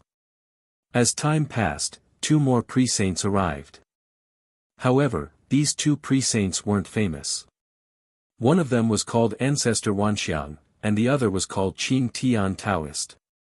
They had just entered the pre-saint realm and couldn't be compared to Emperor Jun and the others from the primeval age. Rumble. Suddenly, the five-colored divine light covered the sky and earth. A figure was strolling in from the horizon. This attracted the attention of all the guests. Kong Xian. He has entered the pre-saint realm. Duo Bao Rolai's expression changed drastically as he exclaimed. This person was Kong Xian, who had been severely injured by De Yi in the past. However, after 30,000 years, not only did he not die, but he had also entered the pre-saint realm. Obviously, Kong Xian must have encountered a great opportunity during his disappearance. Otherwise, he wouldn't have entered the pre-saint realm. Great! Grand deity Zenyuan smiled softly. Emperor Jun and the others frowned and looked at Kong Xian. Greetings, Taoist Zenyuan. Kong Xian strolled in the sky. The five-colored divine light rippled slightly, causing the void to distort. The most shocking thing was that the spiritual treasures beside the Grand Luo and pre-saints present were trembling slightly as if they had met their natural enemy. Congratulations on becoming a quasi-saint, fellow Taoist. From now on, you'll be free to do whatever you want. There's another supreme quasi-saint in this world. Taoist Luya walked over quickly and congratulated Kong Xian with a smile. Kong Xian was the first five-colored peacock in the world. His five-colored divine light could wipe out everything. He was an extremely terrifying figure. He was also a figure from the primeval age. However, he had been shackled at the peak of the Grand Luo realm. When he entered the pre-saint realm, there was an earth-shattering change. His five-colored divine light would become the nightmare of all the pre-saints. Kong Xian was very powerful. He was a creature from the primeval age and was the darling of the world. Even Emperor Jun and Zhurong's expressions changed slightly. They looked at Kong Xian with a slightly solemn expression. The five-colored divine light could wipe out everything. Any spiritual treasure in the world was useless in front of Kong Xian. Just this ability alone was enough to make people feel extremely fearful. Kong Xian had also cultivated for countless years, but once he stepped into the quasi-sage realm, he was definitely not someone ordinary quasi-sages could compare to. Greetings, Taoist Landya. Kong Xian smiled and bowed to Landya.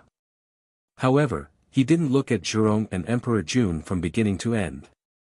It was as if he treated them like air.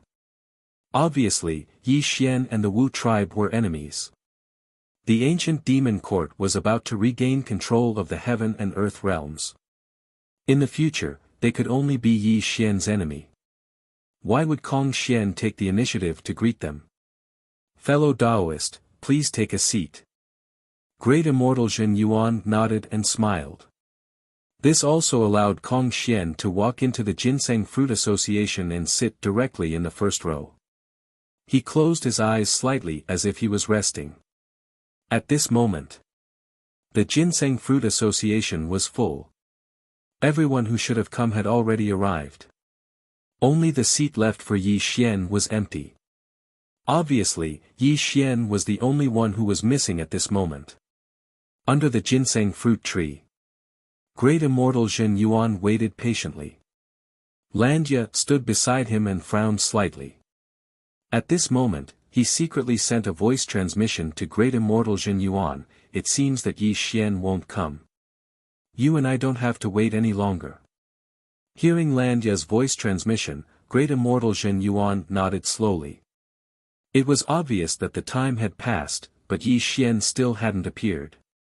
It seemed that he really wouldn't come. Children, play music. The Great Immortal Zhen Yuan whispered.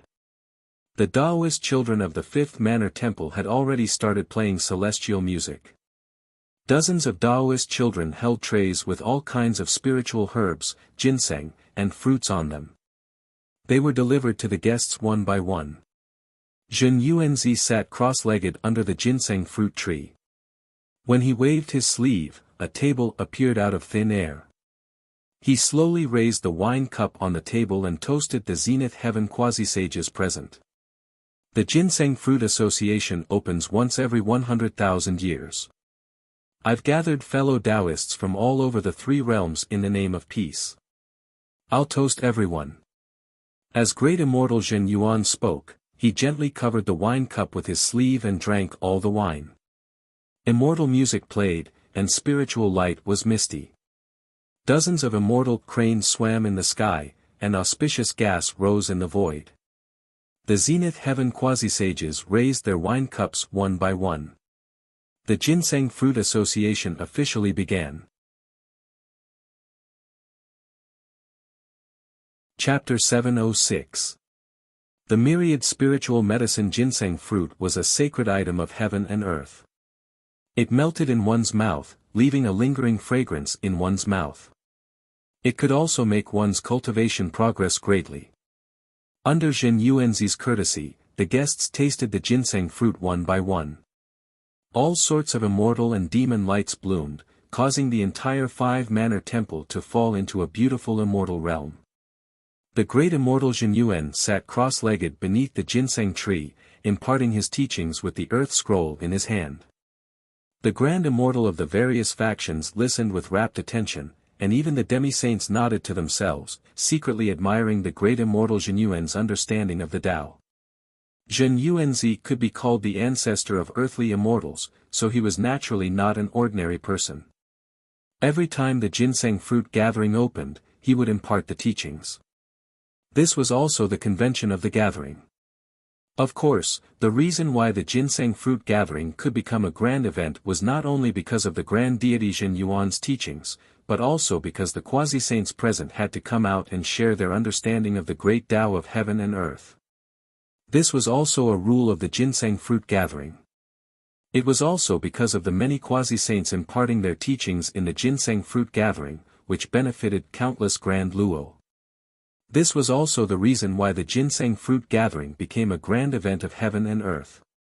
The grand deity Zhen Yuan only finished his preaching after 7 days had passed. He smiled at the quasi-saints present and said with a warm voice, "I've embarrassed myself. I wonder if any of you would like to come forward and impart your teachings. I have a technique that I can show to all of you." As Taoist Luya strolled over, the various grand heavenly immortals and demi-saints focused their attention on him. After all, Taoist Luya was extremely mysterious, and his mantras and abilities were even more impressive. Thus, everyone focused their attention on him. This technique is neither a Tao skill nor a Tao skill. It's a technique about the application of the laws of heaven and earth. As Taoist Luya spoke tirelessly, many miraculous scenes appeared. Streams of laws of the world surged in the void, and mysterious Tao sounds faintly rang out. Landya preached for 7 days. The entire five-manor temple was immersed in the surging of the laws of heaven and earth. When the 8th day arrived, he had finished his preaching. However, there was a big Luo who was in a state of epiphany in the ginseng fruit festival. He even broke through one level of cultivation in an instant. Fellow cultivator Landya's cultivation base is so profound. Dijun suddenly said with a hint of admiration in his eyes. This humble Taoist will embarrass himself. Taoist Landya smiled and left the ginseng fruit tree. It was also at this moment that the emperor of Fengdu stood up. He did not seem to have done anything, but he casually threw out a glowing ghost talisman. The ghost talisman had a strange aura, but there was a ghostly wail coming from it. This is my 5-direction ghost talisman. If anyone can comprehend the supernatural powers within, they can take it.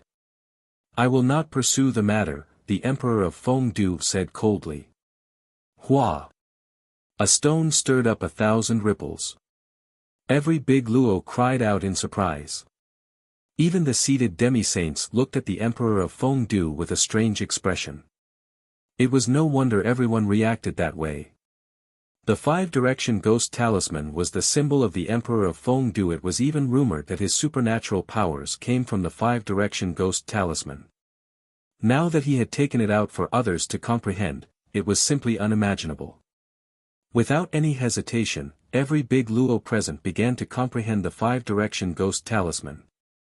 This instantly silenced the entire ginseng fruit festival. After an entire 7 days of time, an enormous bang resounded out, and King Chu Jiang, who sat at the table, suddenly opened his eyes. His entire body blazed with a gloomy light, and he seemed to have comprehended some sort of formidable divine ability from the 5-directional talisman. Thank you for granting my wish, Emperor. King Chujiang's face was filled with excitement.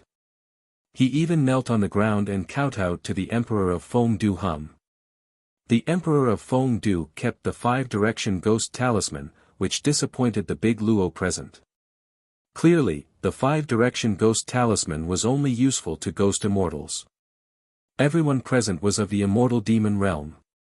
Although the Emperor of Fengdu generously took out the 5-direction ghost talisman, 7 days was not enough for them to comprehend any supernatural powers of the ghost Tao. What happened next was simple. The 2 ordinary quasi-saints, Patriarch Wanxiang and Taoist Qin Tian, shared their comprehension of becoming a quasi-saint. However, everyone who could become a quasi-saint was unique, so it was useless to the big Luo present. Forgive me for my incompetence. Dijun finally stood up. A smile appeared on his face. He immediately threw out a golden jade pendant. Ancient demon runes appeared in the void.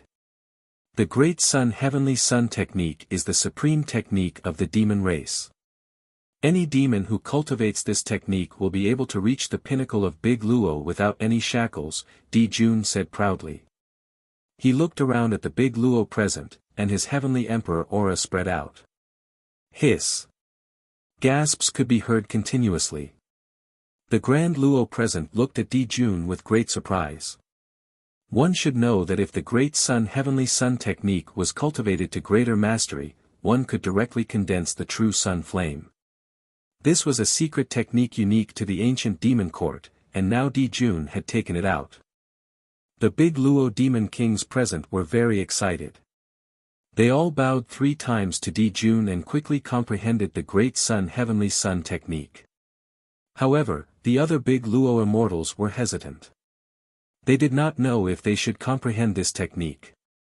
This was because this was a secret technique of the ancient demon court. If they really cultivated it, they would be branded with the ancient demon court's brand. If they did not join the ancient demon court in the future, it would be very troublesome. Clearly, Dijun had taken out this technique to subdue the great Luo present. Anyone with a discerning eye could see that. Humph, shameless people. Suddenly, Jerome snorted. He did not do anything, but he threw out a spiritual bead. His voice was as heavy as a mountain. 9 Heavens Arcane Fire Bead. It contains the power of 9 Heavens Arcane Fire. Anyone who can absorb the power of the arcane fire can take it. Jun and Jerome attacked at the same time.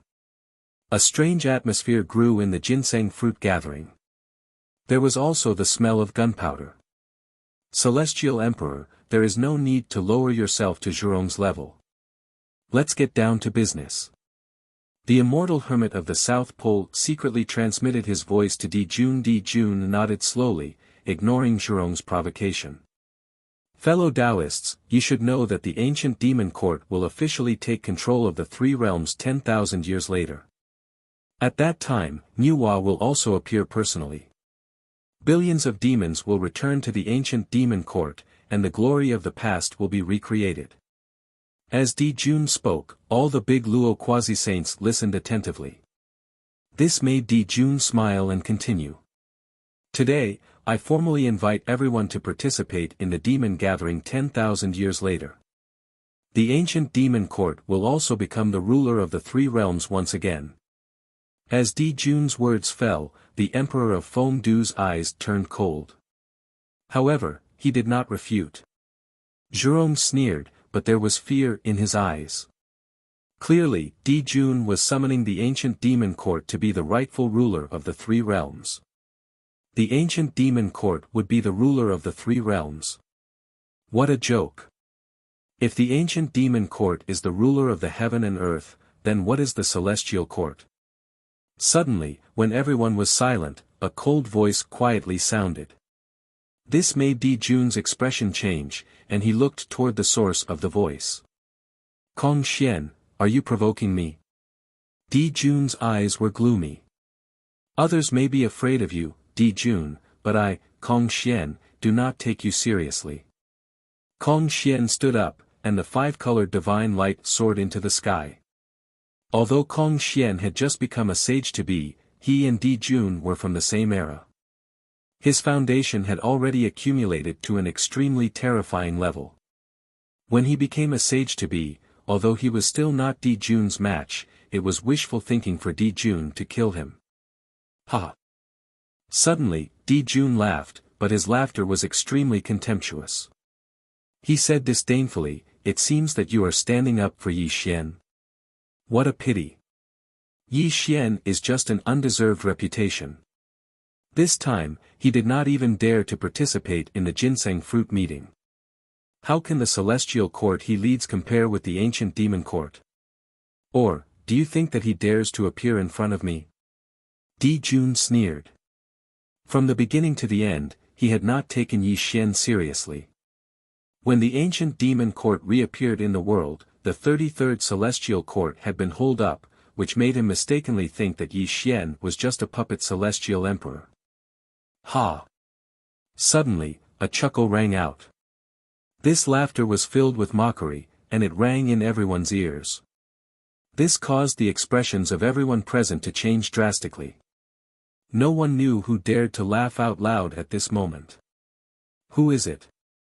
Jun's expression turned cold, and he wanted to find the source of the laughter. Are you looking for me? Suddenly, a calm voice came from behind Emperor Jun. Emperor Jun turned around in horror and looked at the person who had just come. With his cultivation, he didn't know when someone was standing behind him. How could he not be terrified? Yi Xian was dressed in black, and his gray hair hung behind his head. A cool breeze blew past, causing his hair to flutter in the wind. At this moment, he was calmly looking at Jun, and there was no aura around him. A worthy younger brother. When Yi Xian suddenly appeared, Kong Xian exclaimed. Grand Immortal Jin Yuan and Taoist Landia were even more surprised, because even they did not see how Yi Xian appeared in front of them. Has he stepped into the sage-to-be? Jin Yuanzi's eyes froze, and a trembling voice came from his mouth. He was completely stunned, and his mind was in turmoil. He looked at Yi Xian with an extremely complicated expression, which showed how emotional he was at this moment. Chapter 707. If one were to say that since the creation of the world, anyone's talent could be said to be unprecedented, then there would definitely be a place for Yi Xian. Ever since Yi Xian appeared in the Earth Immortal realm, he was only at the Grand Unity stage. However, after 100,000 years, he was already ranked among the quasi-saints. This was simply a miracle, and it could even be called an immortal legend. No one had ever become a sage to be in just 100,000 years. However, when Yi Xian appeared in the ginseng fruit meeting, everyone present had mixed feelings. As the old saying went, comparisons are odious. Immortal Zhen Yuan had watched Yi Xian grow from an insignificant immortal to a sage to be. Therefore, he was touched the most. Landia was speechless. The Emperor of Fengdu was scrutinizing Yi Xian. The ancestor of sorcery of Zhurong was also looking at Yi Xian with narrowed eyes. Everyone had a serious look in their eyes. All the sage-to-be present were extraordinary people. Although Yi Xian did not release any power, Yi Xian's appearance alone gave them a sense of oppression. "Who are you?" Suddenly, Emperor Jun asked in a low voice, as if he really did not know Yi Xian's identity. He looked at Yi Xian with a condescending attitude. Although Emperor Jun had never seen Yi Xian before, someone present had called out Yi Xian's name. This also made him know that Yi Xian was the master of the 33rd Celestial Court, the so-called Celestial Emperor in this world. However, even though he knew, Di Jun still didn't place Yi Xian in his eyes. After all, he really didn't believe that a mere junior could be his match. Moreover, in Emperor Jun's mind, the 33rd Celestial Court would disappear sooner or later because there could only be one Celestial Court in this world. Yi Xian would eliminate it sooner or later. It was just a matter of time. The two Celestial Emperors were confronting each other. The atmosphere of the ginseng fruit meeting suddenly became heavy. All the almighty sage-to-be focused their attention on the two, wondering how Yi Xian would deal with Emperor Jun. Unfortunately, Yi Xian only glanced at Emperor Jun. His eyes were extremely calm, as if he ignored Emperor Jun directly. He did not answer Emperor Jun's question at all. "I'm asking you a question. Didn't you hear me?" Emperor Jun's voice gradually turned cold, with a hint of reproach. "Get lost." It was just a simple word from Yi Xian's mouth, but it was like a clap of thunder in the ears of all the almighty sage-to-be. They looked at Yi Xian with a great change of expression.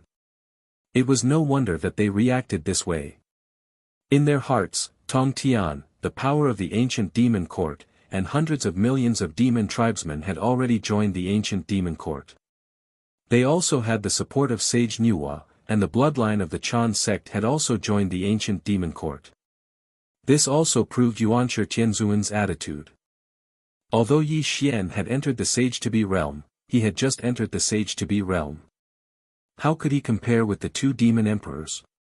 Moreover, the attitude of the Jia sect was ambiguous now, and the immortals of the Jia sect were on good terms with the ancient demon court. Perhaps this also represented Tongtian's attitude. Moreover, Yi Xian had killed tens of thousands of people of the Wu tribe. He had long been an enemy of the Wu tribe. At this moment, he was already an enemy of the whole world. Perhaps one day he would be buried between heaven and earth. However, no one had expected that Yi Xian would still be so arrogant in such a situation. Was he not afraid that Di Jun would suppress him on the spot? All sorts of discussions sounded out. Everyone looked at Yi Xian with extremely complicated gazes. Some were helpless, some were pitiful, and some were even gloating. It was as if they could already see that Di Jun would attack in a rage and suppress Yi Xian here in the next moment. "Are you courting death?" Sure enough, Di Jun's face was extremely gloomy. When he opened and closed his eyes, two golden suns rumbled and rotated in the bottom of his eyes, causing the world to rumble and explode. The world gradually began to shake. "If I were you, I wouldn't talk so much nonsense," Yi Xian said calmly. He looked at Di Jun as if he was looking at a dead man. His voice was emotionless as if he did not care about Di Jun at all. You're courting death. Di Jun's true form was the first three-legged golden crow since the creation of heaven and earth. He was even born extraordinary in the heavenly fire of the sun.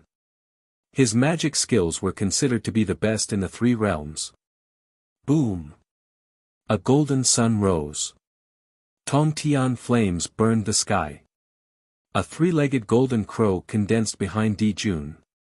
With an earth-shattering cry, Di Jun moved his palm and slapped toward Yi Xian. Retreat! Di Jun attacked violently. All the Daluo experts scattered in panic. Only the sages to be present had a slight change in expression. Each of them performed their magic skills to protect the fifth manor. Let's see how capable you are. Suddenly, Yi Xian let out a low roar. He didn't use any kind of technique, but he took a step forward and shot towards Di Jun, directly ignoring the giant palm that the emperor had slapped down on him. The void collapsed and exploded. Yi Xian seemed to have broken through the barrier of time and space. He appeared in front of Di Jun in an instant. Yi Xian's lips curled into a sinister smile. He swung his right fist and slammed it toward Di Jun. Bang! There was a loud explosion and the mountains and rivers shook. Di Jun's expression changed greatly. He turned his palm into a fist and hurriedly met Yi Xian's attack. When the two fists collided, the void began to collapse. Extremely terrifying spatial cracks appeared as if they were going to pierce through heaven and earth. Get lost! Yi Xian's physical body was comparable to that of an ancestral sorcerer. Moreover, his cultivation had already stepped into the sages-to-be realm. Although Di Jun's original body was a three-legged golden crow and his physical body was extremely strong, he was still inferior to Yi Xian. Crack! Ugh! The sound of bones breaking could be heard. Di Jun let out a muffled groan. His fists were cracking inch by inch. Strands of golden blood were flowing out from his fists. Apparently, he was at a disadvantage in the contest of physical strength. However, this was not the end. What happened next stunned everyone. They could not believe their eyes and felt as if they had fallen into a dream. Little bastard, I'll suppress you here today. Yi Xian roared in a low voice. His fists were like a millstone of the heavens and earth.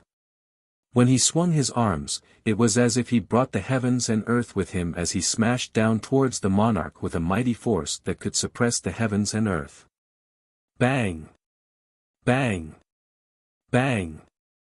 The sky was filled with fist radiance like the nine heavens and the divine light that could explode heaven and earth shattered the void. Yi Xian's body was glowing. This was a kind of light that could hold up heaven and earth. It gave people a feeling that he was indestructible and made Di Jun retreat step by step. Ugh! Di Jun was caught in a great tribulation. He crossed his arms and released chaotic divine light to protect himself. However, Yi Xian's physical body was too strong. Di Jun's fists were like chaotic divine mountains that were smashing toward him. Di Jun was too careless. He was so careless that he did not regard Yi Xian as his opponent. He even fought with Yi Xian with his physical body, which put him at a disadvantage. At this moment, it was extremely difficult for him to escape from Yi Xian's attack. Chapter 708. Crack! Golden blood splattered everywhere as he let out a mournful roar. Di Jun's arms had already cracked, and golden blood was currently flowing out. This was caused by Yi Xian smashing, causing his arms to faintly distort in an irregular manner. If this continued, he would definitely be suppressed by Yi Xian on the spot. What a terrifying body! What kind of skill does he practice? Suddenly, the eyes of Zhu Rong, who was watching from afar, froze. A trace of bewilderment flickered in his eyes, and his gaze towards Yi Xian was filled with astonishment. No one knew Emperor Jun's cultivation better than Zhu Rong. They had fought a great battle in the past. Although Emperor Jun's body of the demon clan was not as strong as that of the ancestor of sorcery, he was by no means weak. Even Zhu Rong could not force Emperor Jun to such an extent. But what did he see? He could not believe that there was another creature in this world whose body was comparable to that of the ancestor of sorcery except for the 12 ancestors of sorcery. Golden Crow Deception Skill. Suddenly, under Yi Xian's ferocious suppression, Di Jun let out a furious roar. His entire body suddenly became illusory and directly transformed into a golden light that disappeared. When he reappeared, he'd already left the battlefield. Such a scene caused Yi Xian's expression to slightly change. He looked at Di Jun in astonishment before his expression returned to normal. It was obvious that Di Jun wasn't simple. He must have used some sort of secret technique to escape his suppression. What a Golden Crow deception skill. I didn't expect to see this kind of supreme skill of the demon clan again after so many years, Landia praised. Obviously, he recognized the supreme skill of the demon clan that Emperor Jun had used. In terms of the 3 realms of heaven, earth, and man, few people can be compared with Emperor Jun's Tongtian.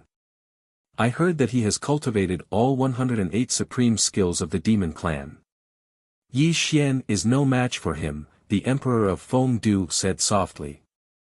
That's right, Di Jun's strength isn't his physical body. His demon race's divine abilities are unfathomable, and this is his true combat strength. Although Yi Xian seems to have the upper hand, it's only because Di Jun was careless. Zhu Rong nodded. Although Emperor Jun was the enemy of the sorcerer tribe, Zhu Rong approved of his cultivation. That was because Zhu Rong had been defeated by Emperor Jun's Tongtian skill of the demon clan in the past. It is said that the ancient demon court had a total of 108 skills, and each of them was an unparalleled killing skill. It is said that Emperor Jun had mastered all 108 skills, and even used himself as a formation to integrate the 108 skills of the demon clan into himself, creating a unique killing skill in the world. I wonder if this is true. Ancestor Wanxiang, who had just become a sage-to-be, asked in confusion. Unfortunately, no one could answer him because this was only a legend. No one had ever seen Emperor Jun use this technique. Today, I want you to die. Suddenly, Emperor Jun raised his palm and roared. He looked at Yi Xian with extreme anger. The stars in the sky flickered, and starlight poured down like a long river in the 9 heavens. His robe fluttered in the absence of wind, and a starry heavenly blade gathered in the sky until it was thousands of miles long, spanning between heaven and earth. 9-star Immortal Vanquishing Blade. Another demon clan's great art. What a terrifying demon clan's heavenly emperor. Qing Tian Daoist murmured in a trembling voice. He looked at Emperor Jun with great respect, because he could feel that if he were to face Emperor Jun, he would be killed by Emperor Jun in a matter of minutes. Emperor Jun of the demon clan is the only one in all of history. This is not a compliment to Emperor Jun's strength, but to tell the world that Emperor Jun has dabbled in all the skills in the world, and is the only one who has cultivated all 108 demon clan's great arts. Daoist Luya praised and explained the Emperor Jun's true strength to the various grand heavenly immortals who were watching the battle. At this moment, Yi Xian's eyes slightly narrowed as a wisp of primal chaos mist rose into the air. The entire world suddenly darkened, and bolts of primal chaos lightning were born out of thin air, tearing open an enormous gap in the world. The spatial cracks were too terrifying, as if they were the mouths of Taotais that were choosing people to devour, wanting to devour all living things. Blade, come. Suddenly, Yi Xian stretched his 5 fingers toward the sky, and an extremely terrifying thing happened. Rumble. The heavens shook, and the sun and moon hung upside down. A wisp of chaotic fog came from beyond the sky, carrying with it an aura that could bury all things. The fog continued to condense until it turned into a heaven-cleaving blade that covered the boundless sky. Clang! Clang! The blade radiance shook the past and present, and a baleful aura spread across the 3 realms. The heaven-cleaving blade buzzed, and streaks of baleful aura rippled from the blade, as if it was tearing the world apart and isolating the laws of heaven and earth. What technique is this? The patriarch of myriad creation's expression changed drastically. He had never heard of such a technique that Yi Xian had used before. It was neither an immortal nor a demon nor a ghost, but it gave off an extremely terrifying feeling, as if his soul was about to be torn apart by the heaven-cleaving blade. Primal, chaos, divine, law. Landya enunciated each word clearly, and his eyes were shining as he stared at Yi Xian in shock. As soon as he finished speaking, the Daluo from all sides were in an uproar, and even the other demi-saints had a slight change in expression. What is a chaotic divine technique? The patriarch of myriad creation humbly asked for guidance. After all, he had just become a demi-saint, and had only heard of chaotic divine techniques by chance, but he did not know what kind of technique it was. Chaotic divine techniques are techniques from beyond the heavens. They do not adhere to the laws of the three realms and possess unimaginably terrifying power. However, chaotic divine techniques are extremely rare in the three realms, so where did this Yi Xian come from? The Emperor of Fengdu frowned, and his voice was unfathomable. He looked at Yi Xian with a hint of seriousness in his eyes. So what if it's a chaotic divine technique? Before the unparalleled technique of the demon race, I will definitely kill you between heaven and earth. Di Jun bellowed in disdain. Even if Yi Xian had used a chaotic divine technique, he was still fearless because he was a heavenly emperor of the demon race, and a rare genius of the ages. He could be said to be the most outstanding person of the demon race. He had cultivated all 108 secret techniques of the demon race, and he could use them at his fingertips. No one could resist his divine techniques and secret techniques. This was his invincible confidence, and also the foundation of his foundation in the three realms. Otherwise, how could he become one of the two heavenly emperors of the demon race? The two heavenly emperors faced each other in the void, and an earth-shattering battle was about to break out. The two supreme techniques clashed head-on, and the next moment, an apocalyptic scene would appear. Suddenly, at this most critical moment, a figure stepped into the sky and stood calmly between the two. His purple-gold bagua robe fluttered slightly in the violent wind. Heaven and Earth sleeve. Heaven and earth were changed, and all living things disappeared. An extremely terrifying thing happened. A sleeve covered heaven and earth, and the two supreme techniques were defeated. This world instantly became clear, and there was no longer any power remaining. Silence, silence, a deathly silence. When this scene appeared, the various grand heavenly immortals were shocked speechless. Several demi-saints stood up and looked at the void in horror. A hint of seriousness flashed across their eyes.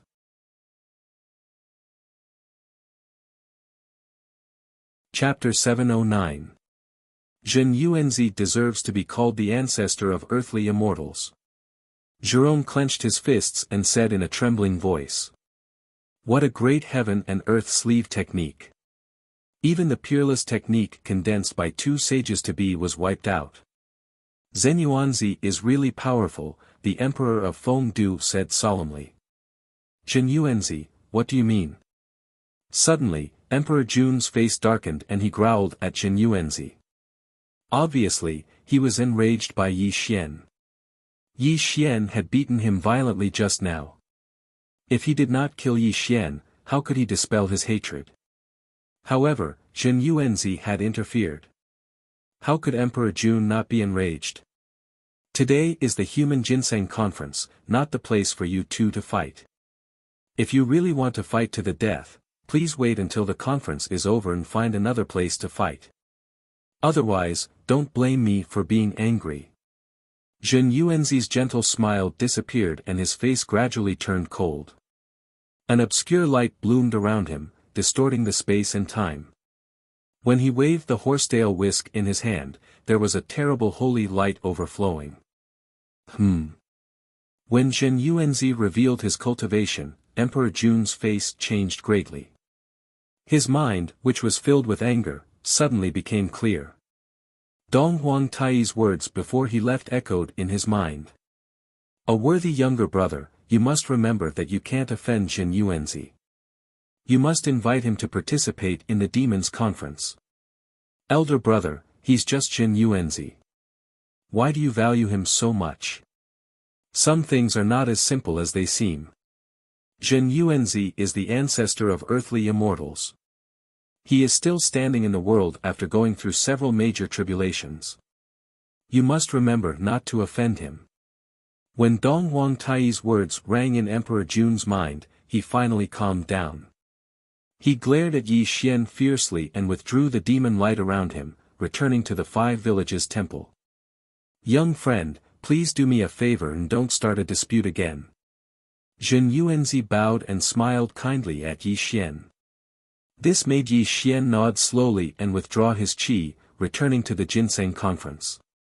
However, no one saw the surprise in Yi Xian's eyes, which proved that he was not calm.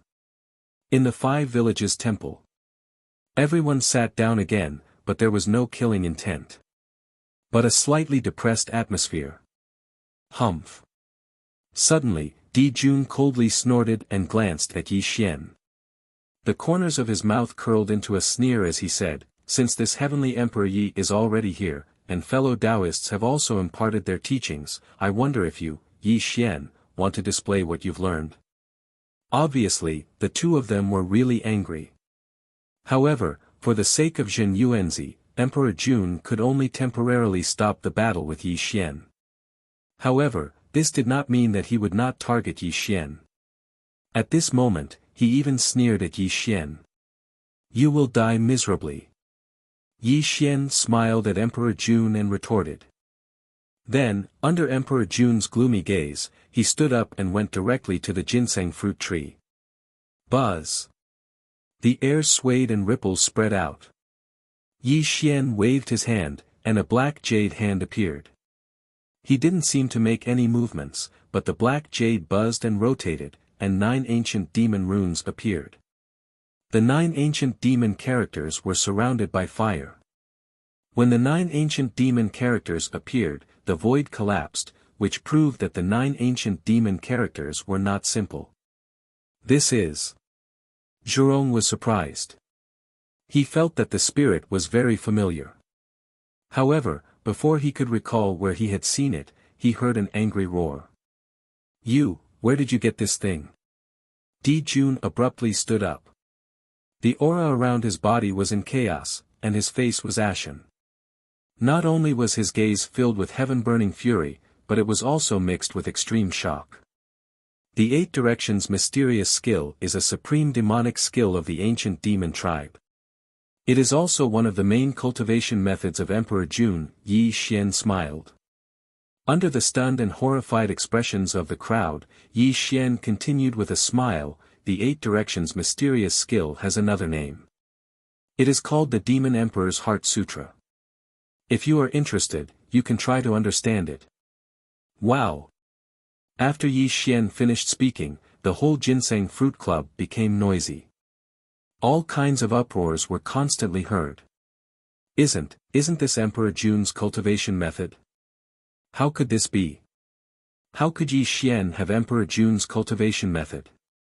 The crowd was in a turbulent mood. No one could understand why Yi Xian had Emperor Jun's cultivation method. It was simply incredible. How dare you? Emperor Jun's face was livid. He roared loudly and stretched out his palm to take the black jade. However, before he could do anything, Yi Xian had already blocked the black jade. This made Emperor Jun's face gloomy. He was about to fight with Yi Xian again. My fellow Taoists, please calm down. Suddenly, Jin Yuanzi frowned and spoke. This made Emperor Jun's expression extremely bad.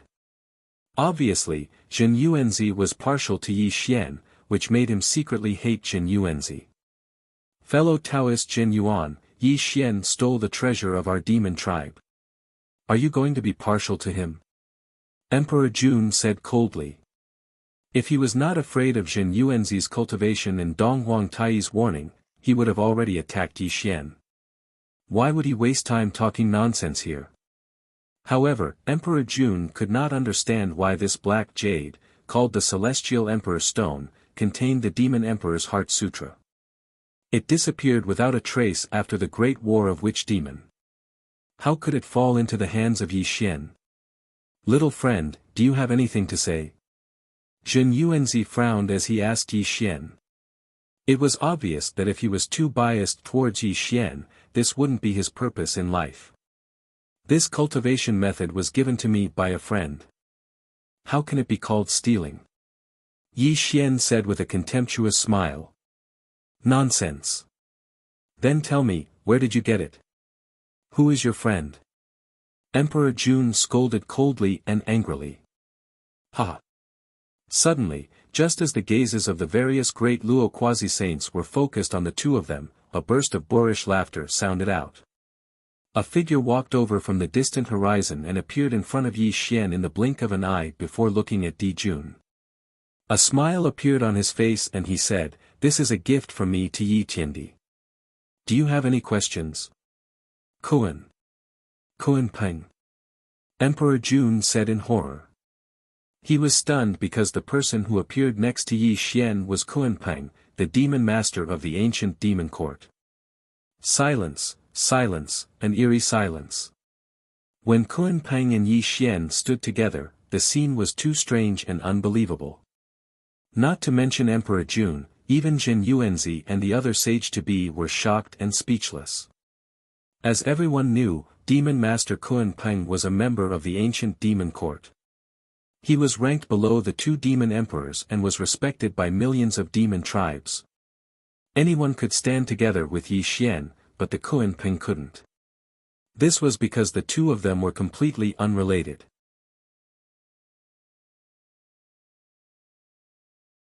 Chapter 710.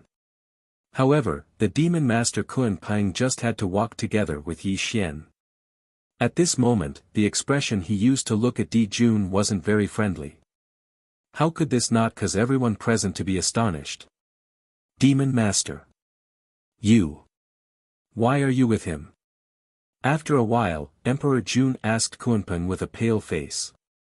They were close friends and had the same goal, which was to make the demon tribe the overlord of the world. This was also the goal of the two celestial emperors and the demon master Kuan Peng in the past. However, Emperor Jun could not understand. After so many years, when he saw Kuan Peng again, he found that his old friend was with his enemy. It was beyond his imagination. Emperor Jun, for the sake of our friendship in the past, I advise you not to be an enemy of Yi Tiandi. Go back and tell Dong Huang Tai that I have joined the 33rd Celestial Court. From now on, I have nothing to do with the ancient demon court, Kuan Peng said calmly. You. Say it again. Emperor Jun clenched his fists and the blue veins on his forehead bulged. He couldn't believe what he had heard and questioned Kuan Peng with a trembling voice. I have made it very clear. The ancient demon court has become a thing of the past. There is only one master of the world. If you and Tai can understand your own situation, it is better for you to submit to Yi Tiandi. In this way, the demon tribe can become the overlord of the world in the future, Kuan Peng advised earnestly, looking very serious. Submit to him. Emperor Jun gritted his teeth and his eyes turned red. He stared at Kuan Peng and said, Demon Master, do you know that you are betraying the ancient demon court? Betraying? Kuan Peng shook his head slowly and said, You are wrong. I have always been free. How can I betray? It was a slap in the face. Kuan Peng's words seemed calm and easygoing, but it was like a slap to Emperor Jun's face, which made him extremely ashamed and furious. If Yi Xian took out the Demon Emperor's Heart Sutra to humiliate him, then the Kuan Peng's betrayal was like a ruthless slap to his face, causing him to lose all face.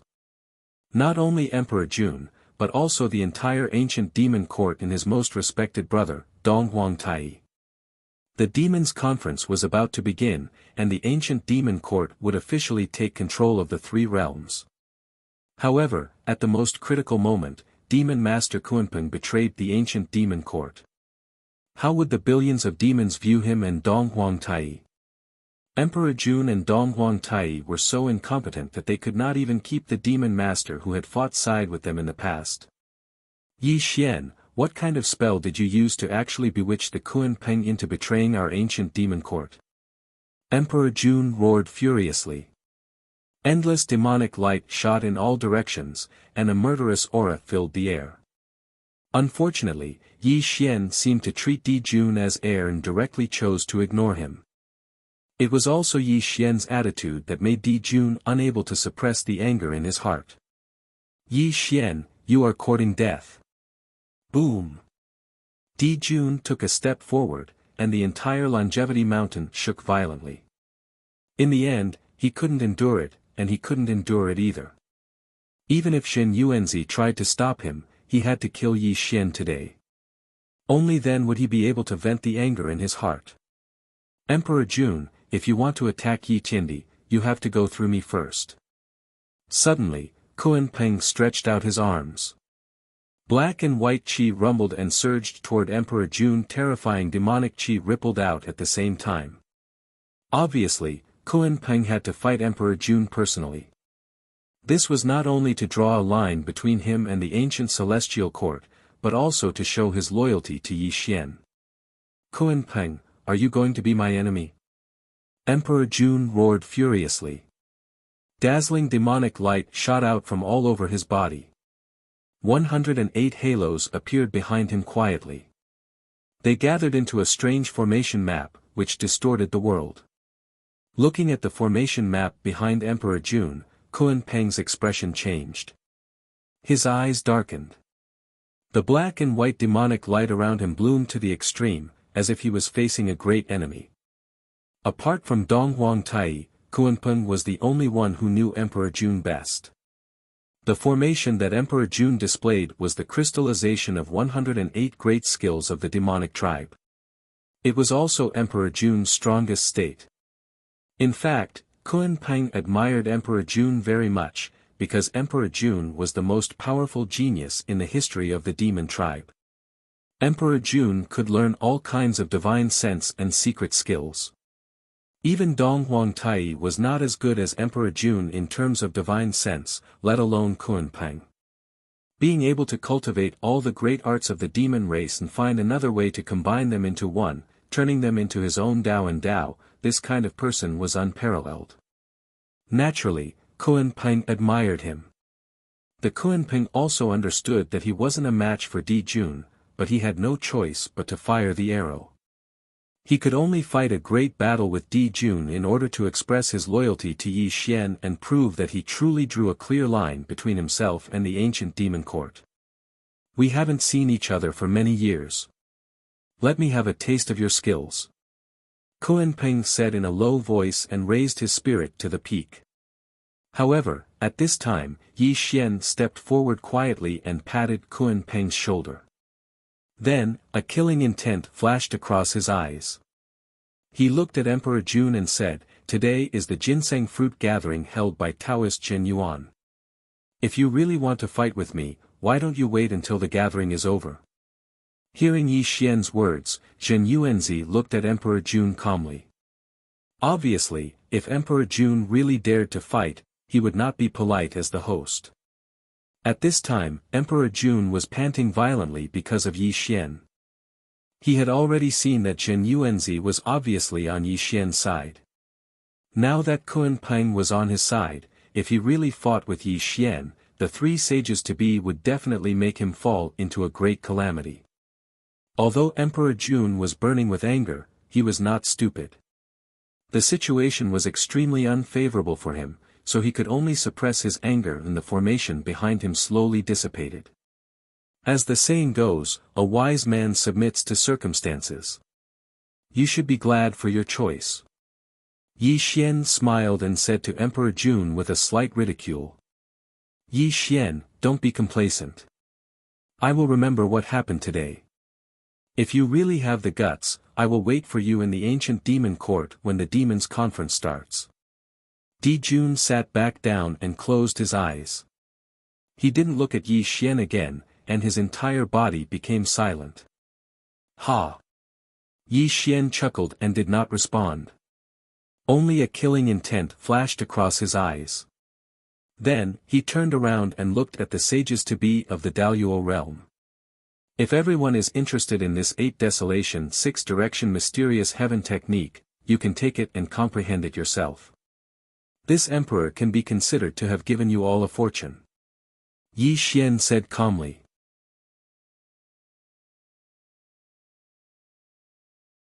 Chapter 7:11.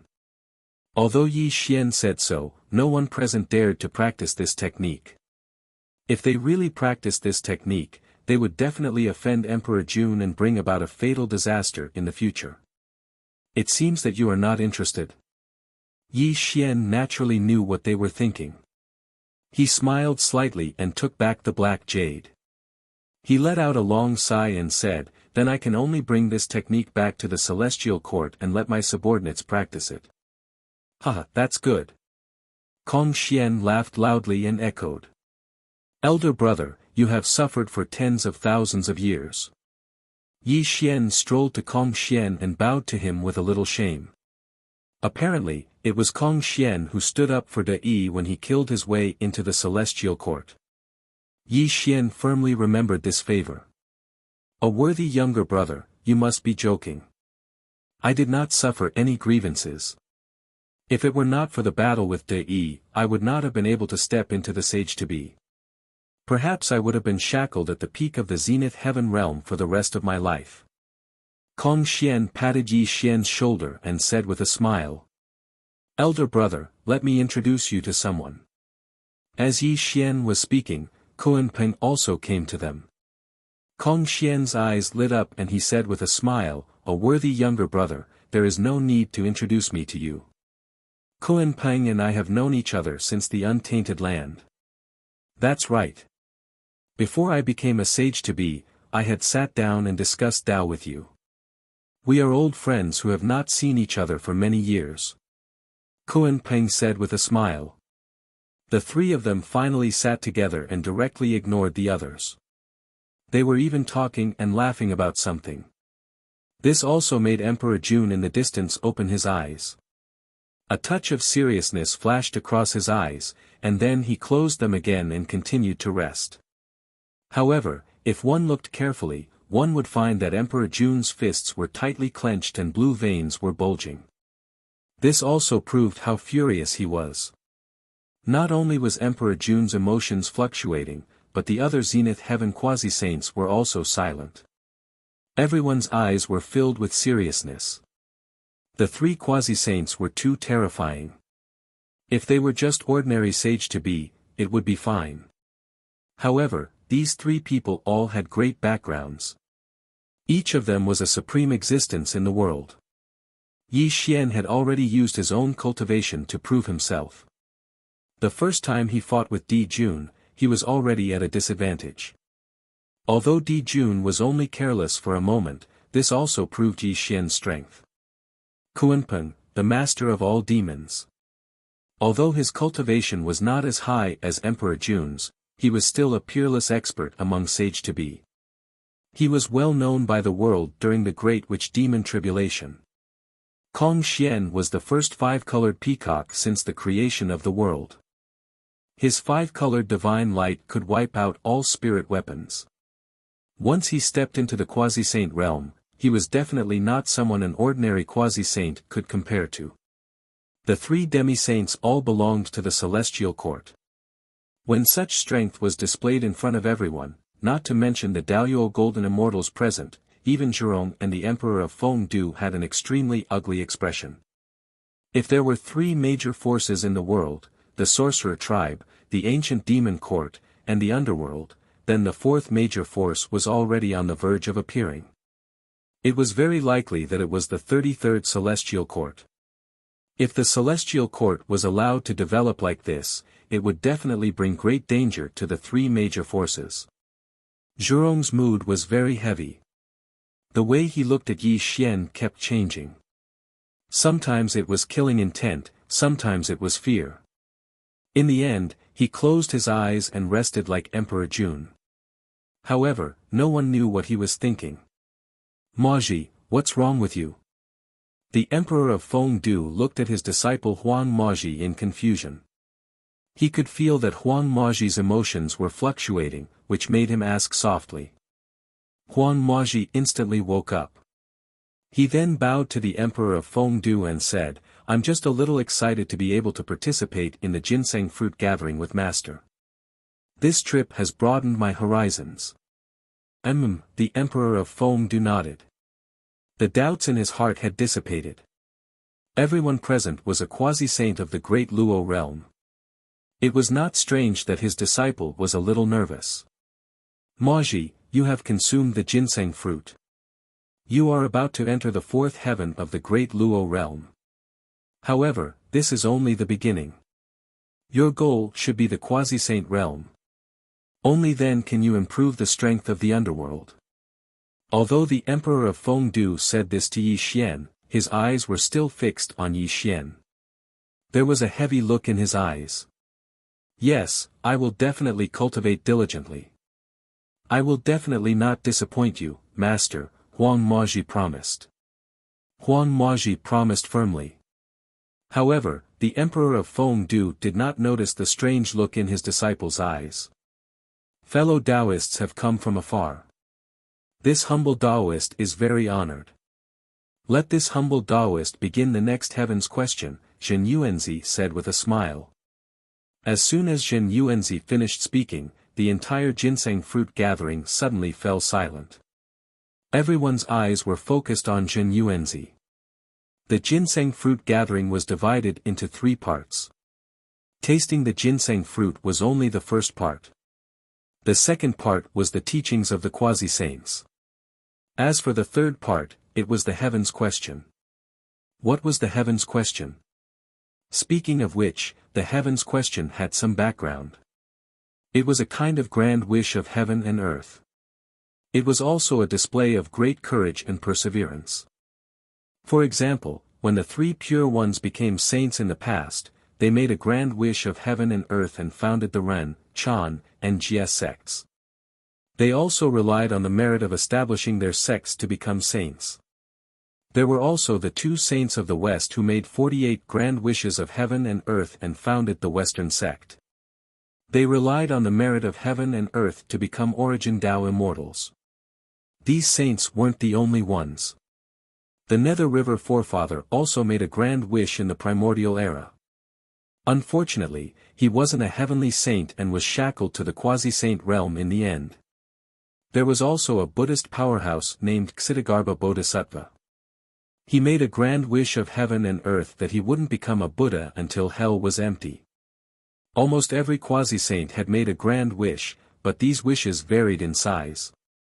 Most of them were related to the power of the great Tao, and their profoundness wasn't something that could be described with mere words. Rather than a grand wish of heaven and earth, it was more of a belief in oneself and a desire to become a saint. The quasi-saint's only goal was to become a saint. The so-called grand wish of heaven and earth was also a way to reveal one's path. If one carelessly made a grand wish of heaven and earth and failed to fulfill it, one's cultivation would plummet. In the worst-case scenario, one would be devoured by the heavenly Tao and reduced to ashes. Just look at Ksitigarbha Bodhisattva's grand wish. He'd never walked out of the 18 layers of hell after entering the netherworld. This was the restriction of the grand wish of heaven and earth. Therefore, the question of the heavens in the Mortal Ginseng Fruit Association had a great background. It could also tell how far a person would go. Since the dawn of time, all things were born of one another. Only great liberation and great freedom could allow one to transcend. Today, I make a grand wish of heaven and earth. No matter what obstacles stand in my way, I will transcend them. Zhen Yuanzi's words were powerful and resonant. The great Tao of time and space rumbled in response to his words. Mysterious chanting of sutras traveled from the multiverse, as if bearing witness to Zhen Yuanzi's vow.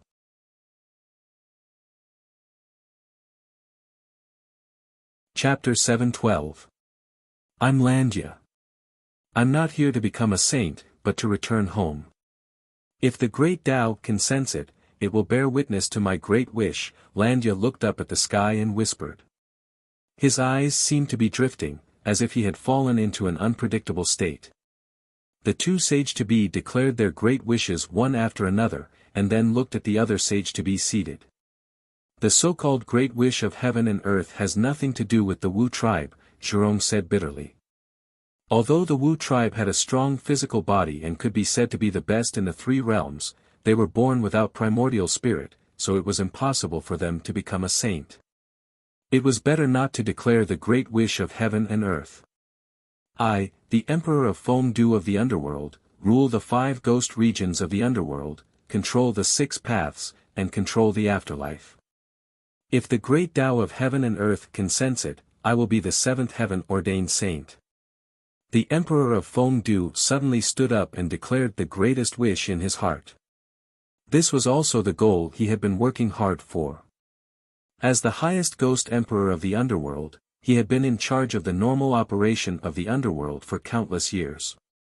This was already a kind of boundless merit. If he could get the Hongmeng immortal vapor, he might really have a chance to become a saint. Become a saint? What a big tone. Suddenly, the emperor stood up and looked directly at the emperor of Fengdu. He said, Fengdu, let's not beat around the bush. In the past, the underworld was ruled by the ancient demon court. The 5 ghost emperors all obeyed the celestial emperor's decree. Do you want to lead the underworld to become independent and not respect the ancient demon court anymore? Emperor Jun questioned coldly and looked at the emperor of Fengdu unkindly. Perhaps some people would ask, is Emperor Jun too arrogant? He has just offended Yi Xian and the others, and now he is directly challenging the Emperor of Fengdu. Is he crazy? In fact, the reason was very simple. Emperor Jun's questioning of the Emperor of Fengdu was a matter of principle for the ancient demon court. The biggest problem for the ancient demon court was the underworld if they wanted to regain control of the 3 realms. This was also a problem that the ancient demon court would have to face sooner or later. If Emperor Jun pretended not to know and did not say anything, the ancient demon court would be no different from the 33 heavenly courts.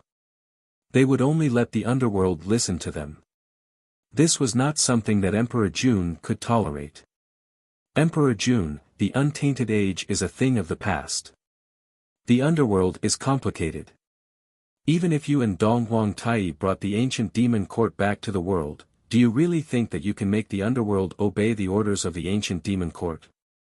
The Emperor of Fengdu rebuked coldly. He could not give in on such a matter of principle. Ha! Suddenly, without waiting for Di Jun to flare up, a light laughter sounded out. This caused the expressions of everyone present to change slightly as they looked towards the source of the laughter. They saw that Yi Xian had already stood up and was looking at the Emperor of Fengdu with a smile. You are right. The ancient demon court is a thing of the past. However, as the master of the celestial court and the ruler of the 3 realms, it seems that you will not obey the orders of the celestial court. Yi Xian said maliciously. When Yi Xian interfered, the Emperor of Fengdu's expression changed. Everyone exclaimed. No one had thought that Yi Xian would act like Emperor Jun and directly attack the Emperor of Fengdu. In fact, no one knew that Yi Xian's attack on the Emperor of Fengdu had nothing to do with Emperor Jun. It was also not that Yi Xian was competitive. The only thing that Yi Xian and Emperor Jun had in common was that they were both celestial emperors. They would never allow the underworld to be independent. This was the reason why Yi Xian attacked the Emperor of Fengdu, which happened to be the same as Emperor Jun's. In the past, Yi Xian could do nothing about the underworld if he did not become a sage-to-be. He could only turn a blind eye to the underworld. However, now that he had become a sage-to-be, Kong Xian and Kunpeng had joined the celestial court, and Taishang Lao Jun, there were 4 sage-to-be in charge of the celestial court. Yi Xian finally had the confidence to govern the underworld. What is the celestial court in this world? How can it be compared with the ancient demon court? Emperor Jun sneered and scolded after recovering from his shock. He was extremely disdainful of Yi Xian's celestial court. "You piece of trash, you're really noisy. If it wasn't for the ginseng fruit gathering today, this emperor would have definitely made you suffer a fate worse than death." Yi Xian's eyes were cold, and his voice was filled with killing intent. "Yi Xian, you little brat, how dare you insult me?" Emperor Jun growled. At this moment, he also showed a cold killing intent. Apparently, he was not taken lightly by Yi Xian's words. "In my eyes, you are just trash. I will let you know soon what will happen to you if you offend me." Yi Xian's eyes were gloomy. Then, he suddenly looked at the Emperor of Fengdu and said, "Fengdu, I will give you a chance now. As long as you submit to me, you will still be the supreme ghost emperor who governs the underworld. Otherwise..." Yi Xian didn't continue speaking, but his killing intent was blooming. It was obvious that his meaning was self-evident. If Fengdu wasn't willing to submit, then he would only have a path of death. Ha! The Emperor of Fengdu laughed wildly. The dark light that covered the sky rippled in the void.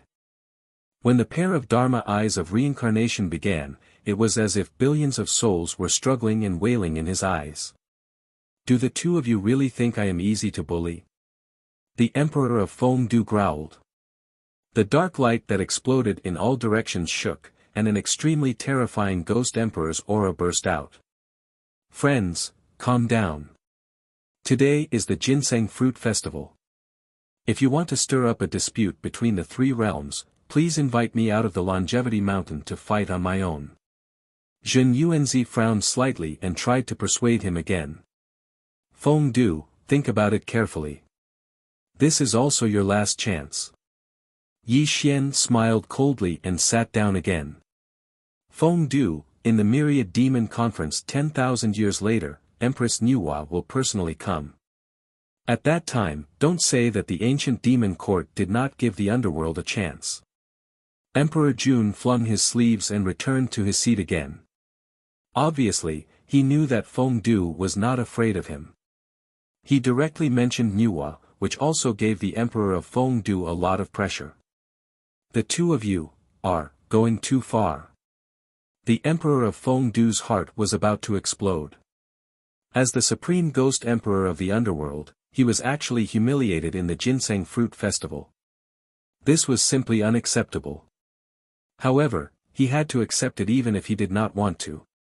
After all, Yi Xian and Emperor Jun's cultivation were terrifying. The Emperor of Fengdu also knew that if he really fought with the two of them, not to mention whether he could defeat one of them, if he lost, he would definitely be killed by the other. This was not an outcome he wanted to see. Endure. The Emperor of Fengdu could only endure. However, he stared at Yi Xian and Emperor Jun with a malicious gaze and sat down again. His entire body became silent and motionless. The atmosphere became heavy again. However, the Ginseng Fruit Festival still had to continue, and the heavens question was not over yet. Next, Ancestor Wanxiang and Taoist Qing Tian made their grand wishes one after another. However, the grand wishes of these two ordinary sage-to-be were like those of ancient times, so it did not bring much shock to the people present. Kong Xian and Kuan Peng stood up one after another. Their grand wishes were neither too big nor too small. They did not have much desire for the position of saint. They just had the mentality of going with the flow.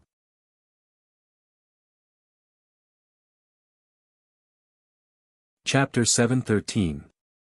At this moment, there were only two people left who hadn't made their grand wishes. These two people were Di Jun and Yi Xian. It was also at this moment that the gazes of the entire audience were focused on the two of them. It was unknown what kind of grand wish these two heavenly emperors would make. Humph. Di Jun squinted at Yi Xian and snorted coldly. He stood up proudly and looked at the sky. The expression on his face gradually became solemn and solemn. The entire Ginseng Fruit Association was so silent that even the sound of a pin dropping could be heard. "I, Di Jun, the celestial emperor of the demon race, make a wish of heaven and earth. I will make my heart for heaven and earth and my life for the demon race. Even if I have to die, I will make the demon race dominate the 3 realms and help my brother, Dong Huang Tai, become the 7th heaven-ordained saint. I will not hesitate even if I have to be annihilated. Di Jun's voice rumbled and the great Tao of heaven and earth hummed. This was not his wish alone. It represented the will of the entire ancient demon court and was the voice of all the ancient demons. Rumble. The chaotic chi fell and the great Tao principles whistled. Di Jun's voice also rang throughout the 3 realms and awakened many sages to be. Even the saints outside the 33rd heaven felt it. It turned out that Di Jun had never dreamed of becoming a saint. His true wish was to make the demon race the overlord of the 3 realms and help Dong Huang Tai become a saint. The great Tao of heaven and earth rumbled and lasted for half an hour before it dissipated. It was also at this time that the solemn expression on Di Jun's face disappeared. Yi Xian, let this emperor see what kind of great wish you have.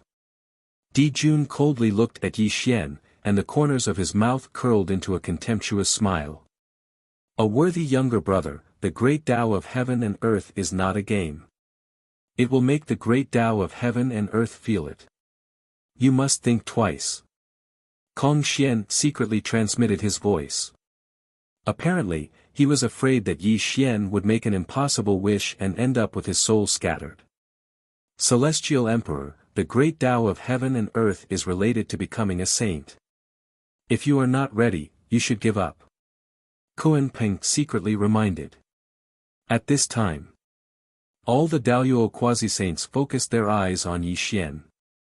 Yi Xian's expression did not change and he finally stood up slowly. Boom! Yi Xian moved. He took a step forward and directly stepped into the sky. His entire body stood in the sky, and a head of gray hair fell behind his head. As the violent wind blew, his hair fluttered in the wind, and an extremely resplendent light blossomed from his body. Yi Xian disdains the so-called great wish of the heavens and earth. Since all the fellow Taoists here have made great wishes, then today, Yi Xian will also have a wish in his heart. Yi Xian's voice sounded out in all directions, but when it entered the ears of the great Luo quasi-saints, it caused their expressions to greatly change. This was because Yi Xian's words were disrespectful to the heavens and earth. This caused them to be extremely shocked, rumble. It was as if the chaotic world was exploding and as if the river of time was flowing in reverse. When Yi Xian made this great Tao of heaven and earth, the world suddenly became extremely illusory. The entire world rumbled and trembled. The invisible great Tao of heaven and earth went berserk and the sky suddenly darkened. Crack! Lightning streaked across the sky. Dark clouds were densely packed. Billions of bolts of 9th heaven divine thunder raged in the dark clouds. The power to destroy the world burst forth. An unimaginable aura grew in the firmament, as if it was extremely angry because of Yi Xian's great Tao of heaven and earth. Heavenly punishment, he actually drew out heavenly punishment. Crazy, this is simply crazy. This great Tao of heaven and earth is disrespectful to the heavenly Tao. He is simply courting death. The saint of saints, how dare he think about it? The entire ginseng fruit society was in complete chaos. The various grand Luo cried out in horror. Even the various quasi-saints were pale because Yi Xian's great Tao of heaven and earth was too terrifying. This was simply an act of suicide. To transcend the world and become the saint of saints. If the world was destroyed, he would not be destroyed. If all things died, he would not die. Someone actually dared to make such a great Tao of heaven and earth. If they did not hear it with their own ears, no one would dare to believe that such a thing would happen in front of them. Unfortunately, no one knew that Yi Xian had made this great Tao of heaven and earth when he was still weak. He had been working hard in this direction. Today, he had finally stepped into the realm of quasi-saint and could finally see the palace of saints. Today, he finally roared out the great Tao of heaven and earth that he had hidden in his heart for many years. Yi Xian was proud and unyielding. Even if he drew out heavenly punishment, he was not afraid at all. This was because this was what he thought in his heart, and it was also his greatest goal. Crack! Thunder from the 9 heavens destroyed the world. This was the punishment of the heavenly Tao. The hundreds of millions of thunderbolts turned into a sea of thunder that covered the sky. With the power to bury all things, it came down on Yi Xian. Heaven-destroying halberd. Yi Xian stood proudly in the sky as he roared towards the sky. The space between his brows was glowing. This was a type of light of annihilation that made people feel as if their souls were about to be minced into pieces. Boom! The 3-inch halberd rippled out and the strong winds of heaven and earth howled. The heaven-destroying halberd expanded in the wind until it was 1,000,000 miles long. Kill! Yi Xian put 2 fingers together and endless darkness covered the sky. Only he was emitting a terrifying light. This light was called the light of Nirvana, and it was a power that did not exist in the 3 realms. Boom! The great halberd turned the sky upside down and killed all things. The 1,000,000 miles long heaven-destroying halberd was too terrifying, and it had an extremely frightening power that could shake the heavens. This #1 murderous weapon of all times followed Yi Xian's sword finger and attacked the sea of thunder that covered the sky. Rumble! Heaven and earth shook and the sky collapsed. The sea of thunder that covered the sky seemed to have turned into bubbles and disappeared without a trace under the attack of the heaven-destroying halberd.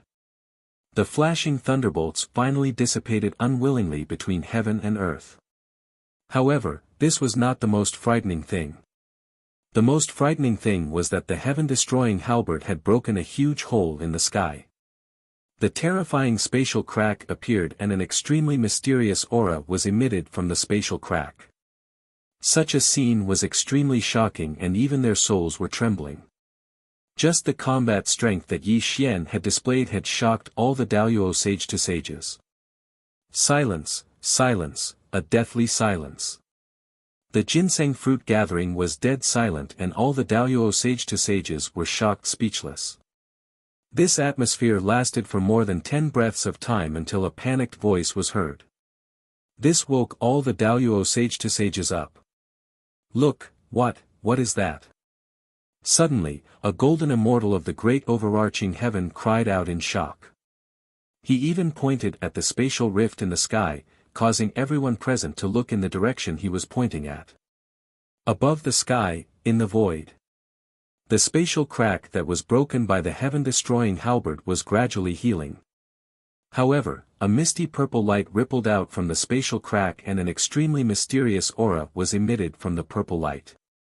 At this moment, it was bobbing up and down in the sky. Hongmeng immortal vapor. Suddenly, the emperor screamed in horror. His entire face was flushed red and his body and mind were trembling to an unimaginable extent. As the Emperor Jun's words fell, the entire ginseng fruit gathering was dead silent. However, a large amount of heavy and fiery aura was rising and falling continuously. Be it the Daoyuo Jingxian or the other sage to sages present, all of them were staring at the misty purple light in the sky. An indescribable atmosphere began to grow. Kong Xian and Kuan Peng's gaze gradually turned sharp. The Emperor of Fengdu had already stood up and a black stone book appeared in his hand. It was the supreme treasure of the underworld, the Book of Life and Death. Zhurong also stood up.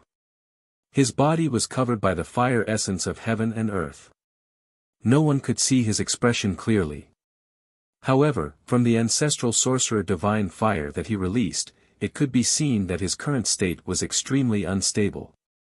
A green gourd appeared in Landya's hand out of thin air. It was the extremely terrifying immortal slaying flying dagger. Zhen Yuanzi frowned slightly. The horsetail whisk in his hand swayed slightly and a touch of chaotic divine light appeared quietly. Even the 2 ordinary sage to sages had taken out their strongest spiritual treasures and looked at the Hongmeng immortal vapor in the sky with a burning gaze. Boom! Like a chaotic world, the various sage-to-sages rushed into the sky and instantly surged towards the Hongmeng immortal vapor in the sky.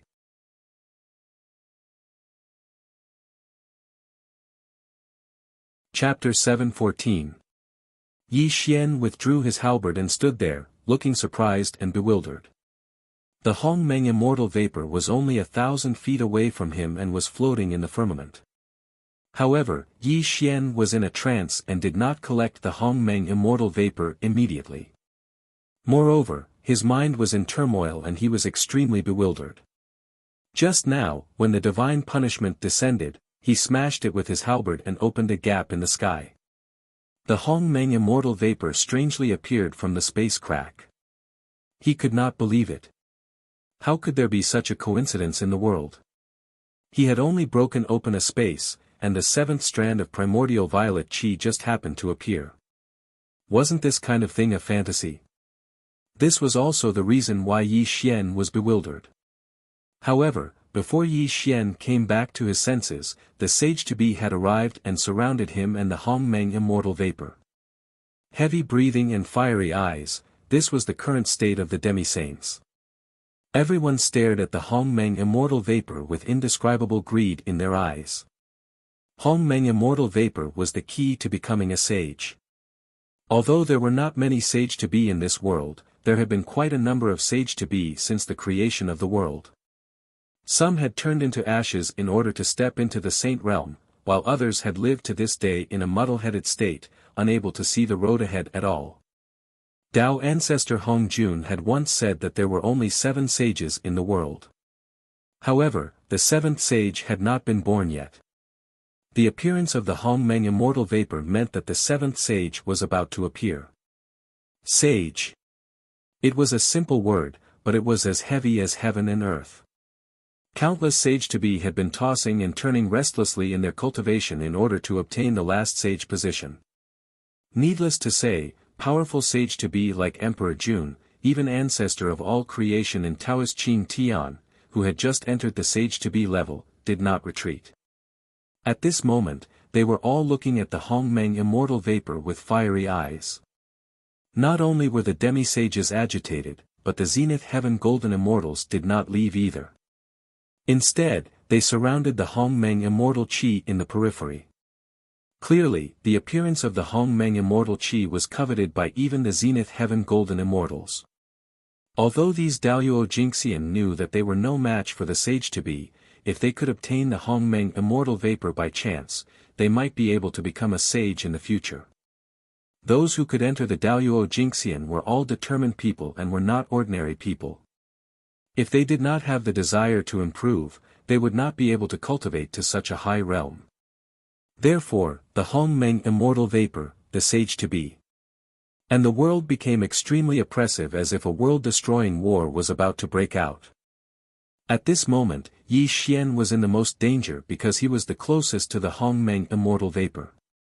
This also made the sage-to-be lock their qi-ji on Yi Xian as they looked at the Hongmeng immortal vapor.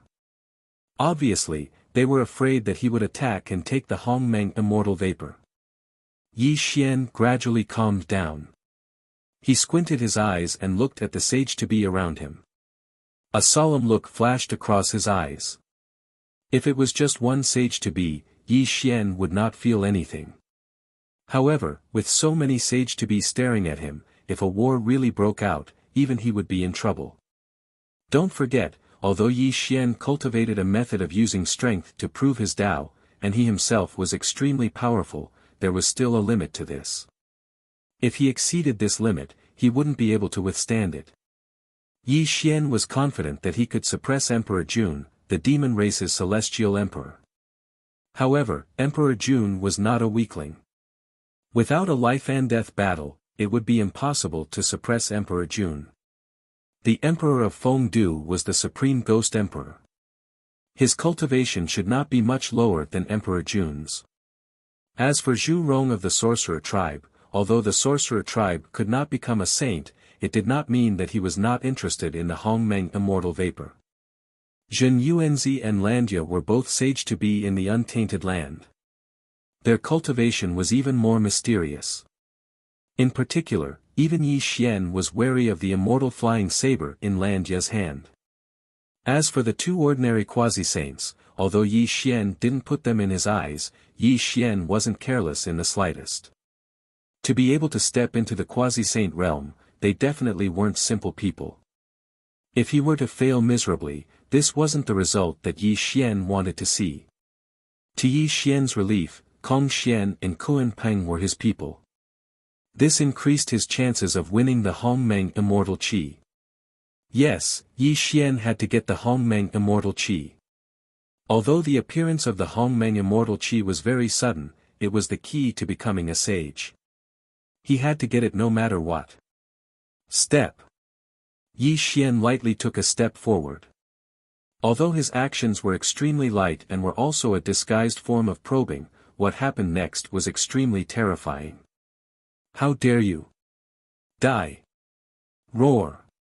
The Ghost Dao Great Technique, the Demon Race Secret Technique, and the Ancestral Shaman Divine Fire.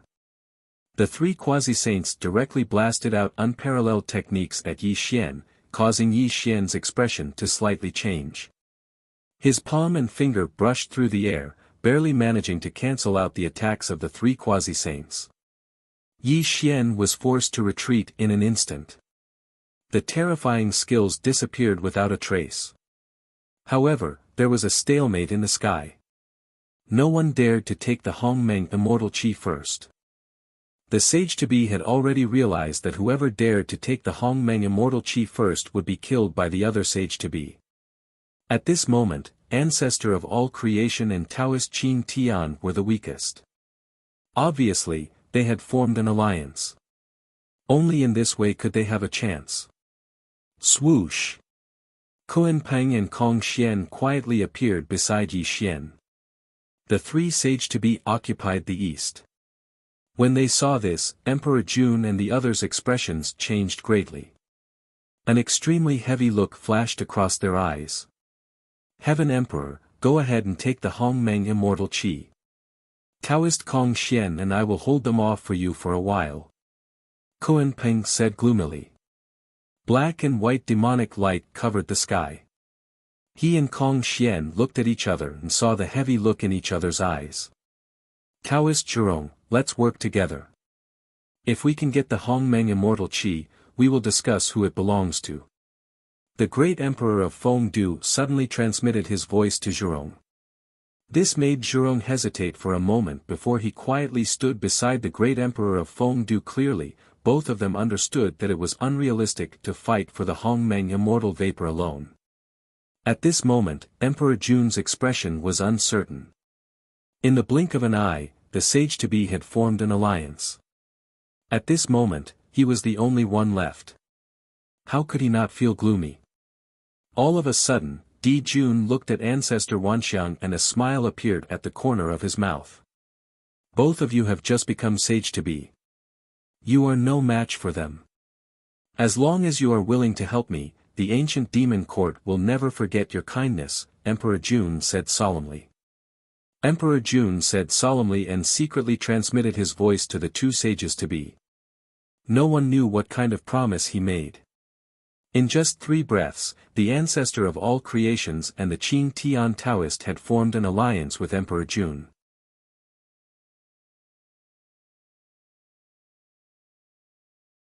Chapter 7:15.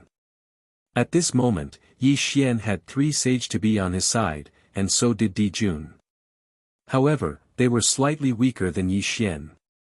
After all, the cultivation of ancestor of all creation and Taoist Qin Tian was incomparable to that of Kunpeng Kong Xian. The Emperor of Fengdu and Zhurong had formed an alliance. Both of them were extremely terrifying and stronger than Di Jun and the other 2 sage-to-be. Landia and Zhen Yuanzi were close friends. Naturally, they were on the same side. Although they rarely revealed their cultivation, they were definitely not weaker than Yi Xian's side. In a very short time, the 4 camps were divided and surrounded the Hongmeng Immortal Vapor. Everyone's face was gloomy. Fellow Taoists, I'm the one who organized the ginseng fruit meeting today. However, I didn't expect the Hongmeng Immortal Vapor to appear at this moment. This is a great opportunity for us. Why don't we stop fighting and sit down to discuss who owns the Hongmeng immortal vapor? Zhen Yuanzi said leisurely as he swept his horsetail whisk. Fellow Taoist Zhen Yuan, you must be joking. There is only one Hongmeng immortal vapor. May I ask who can give it away? The Emperor of Fengdu sneered. Why are you talking so much nonsense? Let's fight. Di Jun growled, his eyes growing heavier. Hongmeng immortal vapor had just appeared. Only a few people present knew about it. However, if other sage-to-be or even the 6 great sages were to know about it, there would be complications. It would be extremely difficult to obtain the Hongmeng immortal vapor. I'm afraid you won't be able to obtain the Hongmeng immortal vapor. Yi Xian's eyes were gloomy as he looked at Di Jun with a murderous look. The killing intent of the 4 camps soared into the sky as they constantly berated each other.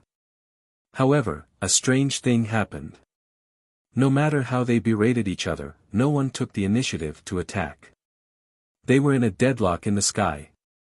Obviously, no one dared to act rashly. If they took the initiative to snatch the Hongmeng immortal vapor, they would become the target of public criticism and be besieged by the other 3 camps. At this moment, Yi Xian's eyes were spinning as he racked his brains for a solution. However, no matter how hard he thought, he couldn't find a way to collect the Hongmeng violet vapor. After all, the sage-to-be were not to be trifled with. If he dared to act rashly with Kunpengkong Xian, he would definitely suffer a great calamity. Not to mention collecting the Hongmeng immortal qi, he himself would be in danger. The appearance of the primordial violet vapor has been sensed by the quasi-sages of heaven and earth. If we wait for the primordial violet vapor's aura to leak out, I'm afraid the quasi-sages of the 3 realms will personally come. Since you want to see who's better, I'll be the one to stand out. Whoever has the ability, come and fight me. Let's see who gets the primordial violet qi. Suddenly, Zhen Yuanzi took a step forward. His purple-gold bagua robe rippled slightly. Under the shocked and furious gazes of the crowd, Zhen Yuanzi flicked his sleeve and directly collected the Hongmeng immortal vapor. You dare! You're courting death! Emperor Jun roared. Tongtian's unparalleled demonic art fiercely blasted toward Zhen Yuanzi. The 2 sage-to-be behind him also didn't want to fall behind. They all displayed terrifying secret arts and blasted toward Zhen Yuanzi. At the same time, the Emperor of Fengdu and Zhurong violently attacked Zhen Yuanzi. The destructive ancestral sorcerer's divine fire and ghostly heaven grand skill rippled out at this moment. Zhen Yuanzi seemed to have turned into a fuse, completely breaking the stalemate in the field and igniting a great battle between the sage-to-be. World in the sleeve. Zhen Yuanzi lived up to his name as the ancestor of earthly immortals. Although he usually looked easygoing, when he revealed his cultivation, the billowing chaotic divine light burst out. His purple-gold sleeve was like a curtain that covered the sky. In an instant, all the sage-to-be's attacks were dispersed. However, he was also bombarded and kept retreating. Zhen Yuanzi was indeed terrifyingly powerful. However, in the face of several sage-to-be's attacks, he could only temporarily avoid them. He didn't dare to fight against several sage-to-be alone. Zhen Yuanzi, I'm here to help you. Daoist Luya arrived with a loud rumble. A 9-section staff appeared in his hand, and he smashed it down at Di Jun's head. The terrifying chaotic light erupted, and the void in the world buzzed and exploded. Landya, you're courting death. Emperor Jun's demonic art Tong Tian was one of the 2 celestial emperors of the ancient demon court. His ability was extremely terrifying. Demonic elephant prison suppression technique. Roar. The demonic roar tore the sky and dominated the land. 108 halos appeared behind Emperor Jun. All of a sudden, one of the halos lit up and an ancient demonic elephant stomped on the air and attacked Landya. Fight! The 9-section staff collided with the ancient demonic elephant. The terrifying power that erupted from the collision forced the 2 sage-to-be to retreat. Emperor Jun, how dare you? Zhen Yuanzi surged forward. His palms were like jade, but they could hold up the heaven and earth. He even channeled the law of heaven and earth, bringing along a sky full of immortal annihilation light to obliterate Emperor Jun, demonic heavenly skill. Rumble. Emperor Jun lived up to his name as the celestial emperor of the demon race. His magic arts were simply divine. He casually struck out a peerless demonic art and even split out an identical person from his body. Kill. This was Emperor Jun's demonic puppet. Although it did not have his own strength and was only comparable to Daoyuo Jinxian's qi into 3 pure ones, it was much weaker compared to Lao Tzu's qi into 3 pure ones. It was only similar in form but not in spirit. Although this demonic puppet was only at the zenith heaven realm, it could be used as a sacrifice to offset Zhen Yuanzi's great art. What are you two waiting for? Quickly collect the Hongmeng immortal qi. I'll stop them. Emperor Jun was too ferocious, and his demon clan's abhijna was boundless. He fought Luya and Zhen Yuanzi alone, and even roared at Patriarch Wanxiang and Patriarch Wanxiang behind him. Patriarchs Wanxiang and Qing Tian Taoist did not dare to be negligent. They immediately turned into a long rainbow and shot towards the Hongmeng immortal qi. However, before they could collect the Hongmeng immortal qi, the Emperor of Fengdu and Zhurong arrived with a hideous smile. The two of them waved their hands and sent the two quasi-saints flying. The Hongmeng immortal qi is mine. The Emperor of Fengdu laughed wildly and reached out his palm to grab the Hongmeng immortal qi. Get lost. Suddenly, the black qi and the black qi shattered the void. An extremely terrifying great demonic art fell towards the Emperor of Fengdu, forcing him to hastily defend himself. Bang! The Kunpeng and the Emperor of Fengdu collided with each other, and both of them retreated immediately. However, it was also at this moment that Zhurong grabbed at the Hongmeng immortal vapor. His eyes were filled with great excitement. Be careful. Suddenly, the Emperor of Fengdu warned in horror. This also sent chills down Zhurong's spine. He instantly disappeared from where he was standing. A beam of killing light quietly shattered the void where he had disappeared and even broke open a terrifying hole in the void. Yi Xian. Zhurong roared furiously as beads of sweat appeared on his forehead. He looked at Yi Xian with extreme anger in his eyes. Fortunately, Zhurong dodged in time. Otherwise, Yi Xian's attack would have pierced through his chest and abdomen. This Yi Xian was too insidious to launch a sneak attack on him.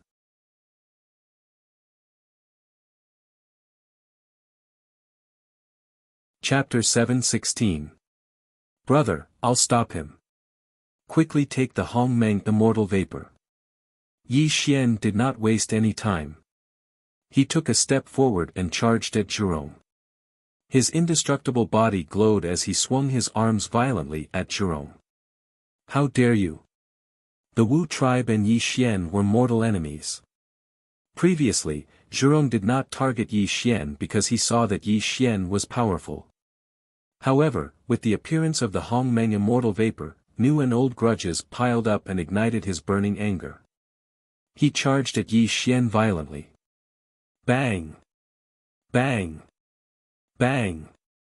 The body of the ancestor sorcerer was extremely terrifying, but Yi Xian was not afraid at all. The two fought fiercely and the world seemed to be penetrated by their bodies. At the same time, Kong Xian charged directly at the Hongmeng immortal vapor, intending to take it in the next moment. However, all the sage-to-be were paying attention to the movement of the Hongmeng immortal vapor. How could they let Kong Xian take advantage of it? Die! Emperor Jun was fighting Landia and Zhen Yuanzi. He hurriedly launched a demonic art at Kong Xian. Landia and Zhen Yuanzi slowed down their attacks and attacked Kong Xian violently. Retreat! Without any hesitation or delay, Kong Xian retreated violently, narrowly avoiding the attacks of the three sage-to-be. However, At this moment, the terrifying energy released by the sage-to-be sent the Hongmeng immortal vapor flying and rippling toward the Daluo Jingxian. All the people in the world came for profit, and all the hustle and bustle of the world went for profit. This saying had never changed. It applied not only to mortals, but also to immortals. As the saying goes, wealth moves people's hearts. Although these golden immortals were different from mortals, they had to fight for a holy item like the primordial violet chi even if they had a slim chance of survival. If they could really snatch it, perhaps becoming a saint would be right in front of them. Snatch it! Someone shouted loudly, causing the world to explode. Countless Daluo Jingxian madly shot toward the Hongmeng immortal vapor. Their greedy and fiery aura filled the world. Kill! A golden immortal was just about to collect the primordial violet energy when the terrifying attacks of a few dozen golden immortals arrived in succession and instantly killed him in the heavens and the earth. Even his soul couldn't escape and was obliterated in the heavens and the earth. Chaos, complete chaos. An intense battle had begun. These golden immortals were risking their lives as if they didn't care about their lives to fight for the primordial violet chi. The mournful blood spilled into the sky, and no one dared to look directly at it. You bastards, how dare you snatch what belongs to this emperor? Suddenly, Emperor Jun was sent flying by Landia and Zhen Yuanzi, which allowed him to escape from the battlefield. When he saw the Hongmeng immortal chi being fought over by the Daluo Jingxian, he charged towards them. Die! His demonic arts shook the heavens and annihilated grand immortals. Infuriated and enraged, Di Jun of the demon race unleashed every single strike, killing countless grand immortals in the firmament. These grand immortals were instantly awakened and fled like scattered birds. Let's see if you still dare to snatch this item from this emperor after I kill all of you bastards. Emperor Jun roared ferociously. As he killed the Daluo Jingxian, he approached the Hongmeng immortal chi. Clearly, he wanted to snatch it in one fell swoop. Bang! Suddenly, a jade-like palm slapped Emperor Jun's back, shattering his protective demonic light inch by inch. A mouthful of demonic blood spurted out from his mouth as he abruptly turned around to look at the attacker. Yi Xian, you brat! When he saw the person behind him, Emperor Jun's three-corpse god was in a rage. He wiped the blood from the corner of his mouth. The terrifying demonic light of the Tongtian was steaming, and his entire being became extremely cold. You're dreaming if you want the Hongmeng immortal chi. Yi Xian sneered sinisterly and charged towards Emperor Jun. I'll take your life. Emperor Jun roared. Previously, Yi Xian had humiliated him. Now, he was fighting over the Hongmeng immortal chi. All of this made Emperor Jun want to kill Yi Xian. Rumble. Emperor Jun fully unleashed his cultivation and raised his essence, energy, and spirit to the peak. 108 halos blossomed with a domineering radiance and interweaved into a terrifying array diagram behind him. Let's see how capable you are. Rumble. The heavens shook and all things were destroyed. Yi Xian's undying true spirit in his sea of consciousness buzzed and his origin immortal physique glowed. When his spirit and body became one, Yi Xian's aura soared to his peak state. Buzz. An extremely terrifying scene appeared behind Yi Xian. In the middle of the sea of blood, a blood moon rose, giving people a strange and terrifying feeling. 8 demons heavenly fire. Emperor Jun roared. 108 halos behind him glowed brightly. 8 grand arts were condensed and turned into 8 heavenly fire suns. They rushed towards Yi Xian to destroy him. Obviously, Emperor Jun knew that his body was no match for Yi Xian. His strongest point was his divine sense. Therefore, he kept a safe distance from Yi Xian and wanted to kill Yi Xian. Competing with divine sense. You're still far from it. Yi Xian laughed wildly. 9 suns illuminating the sky. Bang! Bang! Bang! Yi Xian roared towards the sky, and an extremely terrifying thing happened. The sound of 9 great Daos exploding rang out between heaven and earth, and a strange light that pierced through the 3 realms bloomed. Ripples appeared in the void as 9 black sun grand suns appeared between heaven and earth. These black sun grand suns were pitch black, but they were emitting an extremely strange light. It made people feel as if their souls were being pulled in by them at first glance. 9 suns illuminating sky, a quasi-saint's secret art. This art was recorded in the Immortal Scripture and could only be cultivated by a quasi-saint. It was a killing art that used the laws of heaven and earth. Die. The 9 black goat great suns rotated endlessly behind Yi Xian, releasing a scorching destructive power. At this moment, Yi Xian was swinging his arms, and the 9 golden sun great suns moved with him. The terrifying power they emitted caused the space to become unstable, and spatial cracks appeared one after another.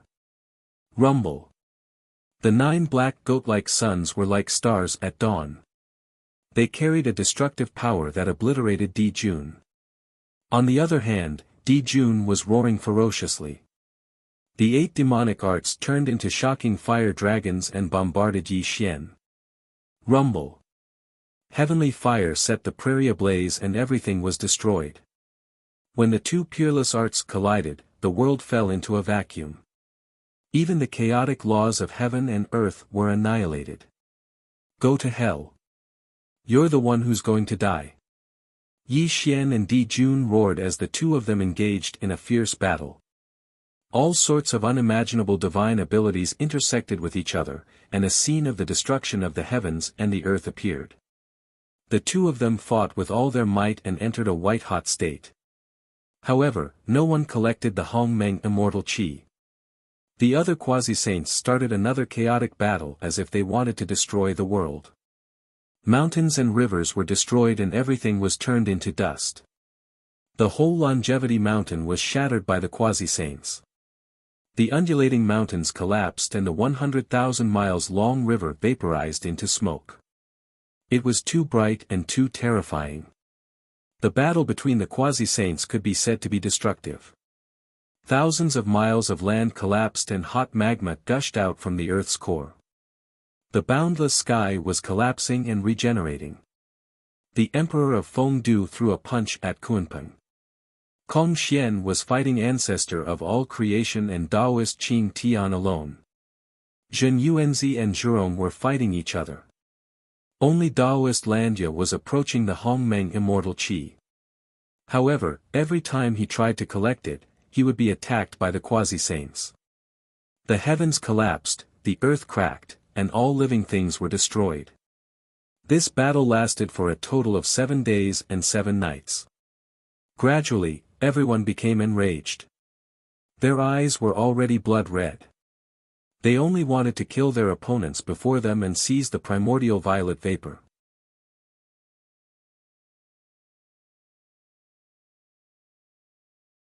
Chapter 7:17.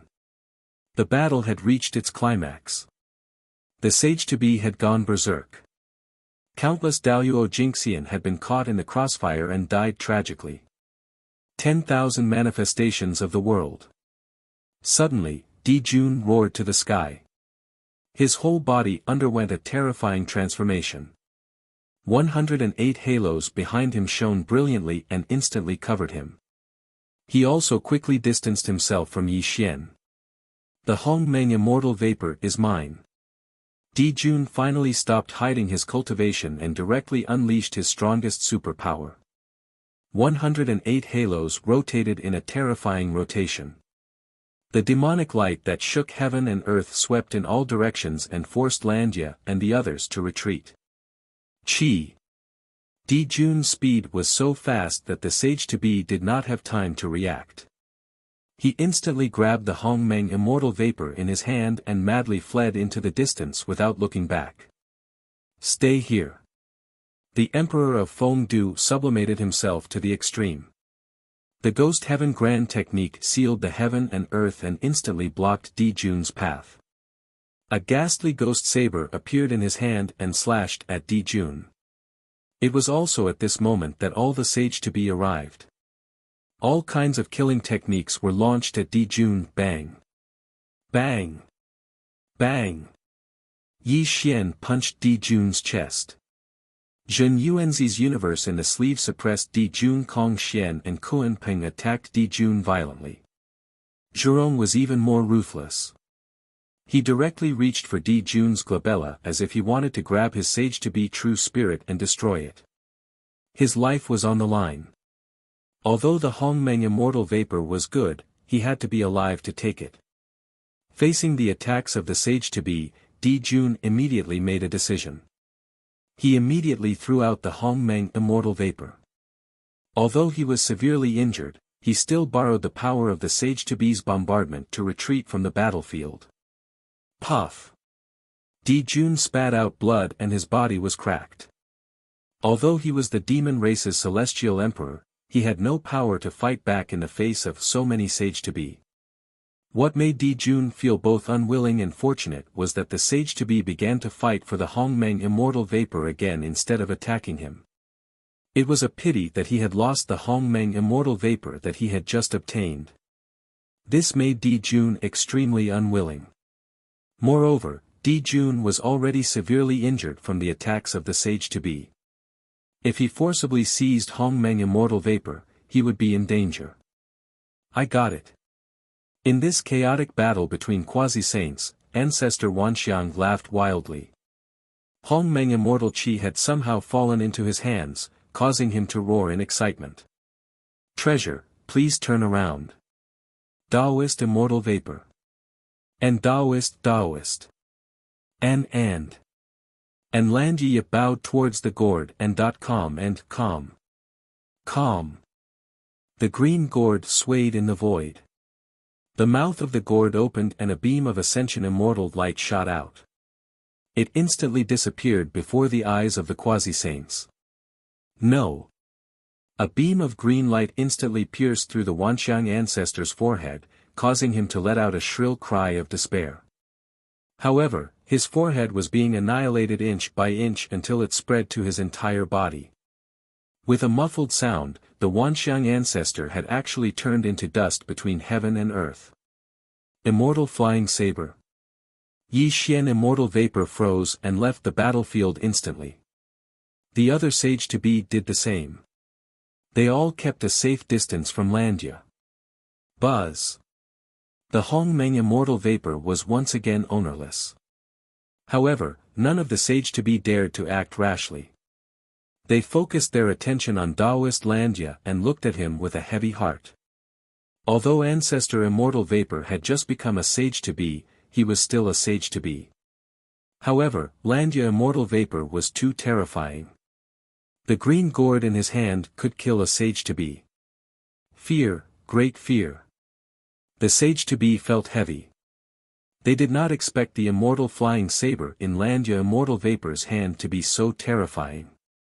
Everyone, if we continue to fight like this, no one will get the Hongmeng Immortal Vapor. Instead, it is very likely that you will die here. Why don't we draw lots to decide who will get the Hongmeng Immortal Vapor? Landia Immortal Vapor said solemnly. He did not show his strong side because of the immortal flying saber. At this moment, Zhen Yuanzi Immortal Vapor came to his side. The two of them looked at the sage-to-be together. Okay, I agree. Emperor Jun Immortal Vapor narrowed his eyes and was the first to agree.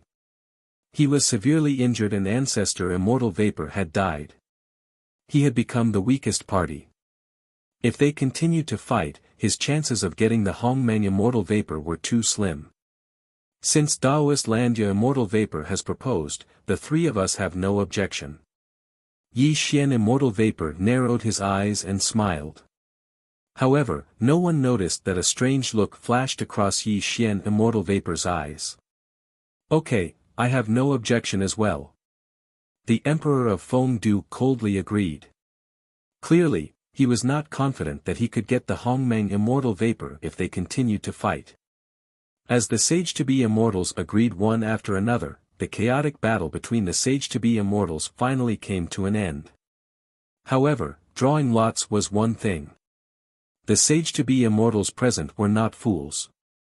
They would not allow anyone to play any tricks in the process. Taoist Landia Immortal Vapor naturally knew what the sage-to-be immortals were thinking, so he suggested, for the sake of fairness, how about we let someone else preside over the drawing of lots? Who is that someone else? Emperor Jun frowned and asked directly. At this moment, all the Grand Luo immortals were either dead or injured. The Daluo Jinxian immortals who were spared from the massacre had already fled. At this moment, there were only a few of them present. Is this person your disciple? Suddenly, Taoist Landia Immortal Vapor waved his hand and a figure was instantly sucked over. It was the personal disciple of the Emperor of Fengdu, Huang Maji. Clearly, he did not leave but hid in the distance to observe the battle. Maji. The Emperor of Fengdu was stunned. A look of joy flashed across his eyes. He then smiled and said, "That's right. This person is my disciple. I have no objections to letting him preside over the drawing of lots." What a joke. Do you really think we are 3-year-old children? If he plays any tricks in the process, wouldn't it be helping Fengdu? Emperor Jun sneered and rebuked, directly refuting the suggestion. Clearly, Huang Maji was the disciple of the Emperor of Fengdu. The other sage-to-be immortals were not fools. How could they let this person preside over the drawing of lots? Friends, there is no need to quarrel. We can seal this person's cultivation, and he will definitely not play any tricks. What do you think of my suggestion? Zhen Yuanzi said softly. This. Hearing Zhen Yuanzi Immortal Vapor's words, the sage-to-be immortals were speechless. Clearly, this suggestion was fair. As long as Huang Maji's cultivation was sealed, he would not be able to play any tricks even if he wanted to. Taoist Zhen Yuan Immortal Vapor is right. Let's seal this person's cultivation and let him preside over the drawing of lots. Suddenly, just as the sage-to-be immortals were deep in thought, Yi Xian Immortal Vapor spoke calmly. Behind him, Kong Xian and Kuan Peng's expressions changed slightly.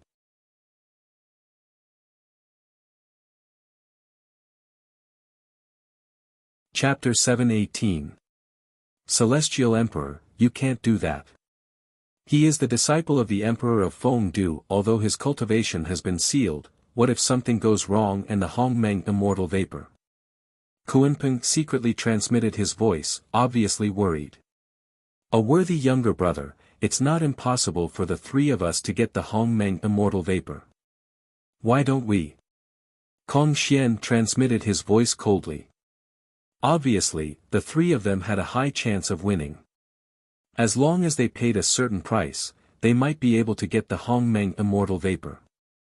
Unfortunately, Yi Xian did not respond to the 2's suggestion. A strange look flashed across his eyes. No one knew what Yi Xian was thinking. Alright, then let this person take charge of this matter. Emperor Jun finally made a decision. What happened next was simple. Yi Xian and Emperor Jun agreed. Even if the other sages-to-be had other opinions, they could only obey the majority.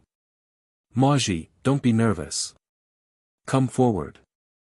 The Emperor of Fengdu said calmly and secretly gave Huang Maji a look. However, before Huang Maji could step forward, Emperor Jun stopped him instantly and turned back to look at the Emperor of Fengdu with a sneer. Fengdu, don't try to be mysterious in front of me. You are his master. You'd better stay away from him. You. The Emperor of Fengdu's expression changed. He glared at Emperor Jun with great disappointment in his eyes, but he could not say anything. Little friend, go and find 8 green stones and a purple stone. Put them in a cloth bag. Whoever can catch the purple stone will get the Hongmeng Immortal Vapor, Taoist Landia said to Huang Maji with a smile. Yes. Yes. I will do as you say.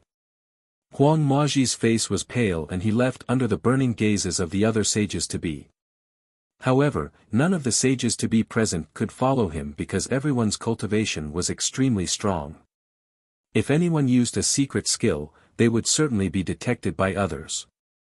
Half an hour passed. Huang Maji finally came back with a cloth bag in his hand. No one could see what was inside. My friends, it's best not to use your Dharma eyes to see what's inside the bag. If anyone violates the rules, he will lose the right to get the Hongmeng immortal vapor. Zhen Yuanzi said softly. This also made some of the emperors and Emperor of Fengdu's expressions change slightly. They could only withdraw their Dharma eyes. After all, everyone present was a quasi-sage. It was impossible for anyone to play any tricks here. The following matters were extremely serious and Huang Maji's cultivation was sealed, were. Huang Maji's face was pale as he looked anxiously at the other quasi-saints. However, the other quasi-saints were all staring at the pouch in his hand, their eyes burning with passion. Before the drawing of lots begins, we have to agree on 3 rules. If anyone draws a violet stone, then the primordial violet energy will belong to that person. The others are not allowed to fight for it again, otherwise, we'll attack together and annihilate that person on the spot. Daoist Luya warned with a cold voice. No one rejected Landya's suggestion. This was a matter of course. Otherwise, if someone really got the Hongmeng immortal vapor and the others fought for it again, wouldn't it be meaningless? I'll go first. Zhen Yuanzi strode forward and was the first to put his hand into the bag. The other sages-to-be watched nervously, afraid that Zhen Yuanzi would get the purple stone. Phew! The other sages-to-be heaved a sigh of relief because Zhen Yuanzi did not draw the purple stone. However, everyone's forehead was covered in sweat as if they had gone through a life-and-death battle. It seems that I'm not fated to get the Hongmeng immortal vapor. Zhen Yuanzi smiled bitterly and retreated. I'll do it. Zhu Rong strode forward and reached his hand into the pouch. He groped around for a while and took out a green stone. This caused his expression to change. He let out a long sigh and retreated. At this moment, there were only 7 stones left in the bag. One of them was a purple stone. This made the remaining sages-to-be even more nervous. However, no one noticed that Yi Xian's expression was calm. There was no emotion in his eyes, as if he did not care who the Hongmeng immortal vapor belonged to. However, Yi Xian looked at Huang Maji with a strange look in his eyes. The corners of his mouth curled up slightly. No one knew what he was thinking. Taoist Qing Tian strode forward anxiously and groped around in the bag for more than 10 breaths. However, he still drew the green stone.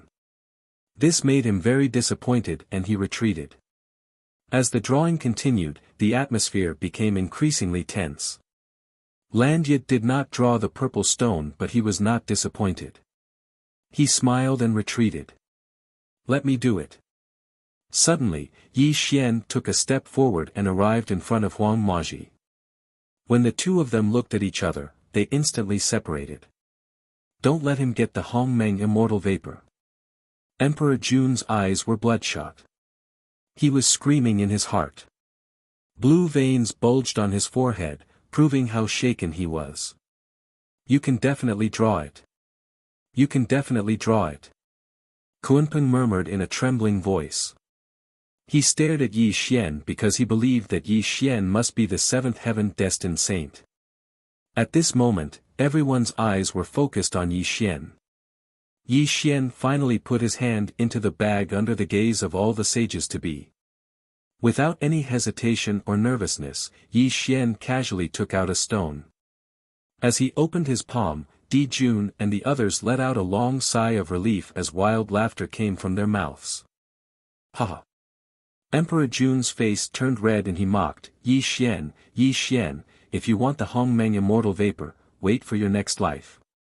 It turned out that Yi Xian had also drawn a cyan stone. Obviously, he had missed the chance to get the Hongmeng immortal vapor. Facing Emperor Jun's ridicule, Kunpeng's and Kong Xian's disappointment, and the other sages-to-be's gloating, Yi Xian remained calm and returned to his original position. It doesn't matter, a worthy younger brother. Kunpeng and I have not drawn the lot yet. We still have a chance. Kong Xian secretly comforted Yi Xian. Hearing Kong Xian's announcement, Yi Xian smiled and did not say anything, as if he did not care about the Hongmeng immortal vapor at all. Let me. Suddenly, Emperor Jun strode forward, his face red and trembling.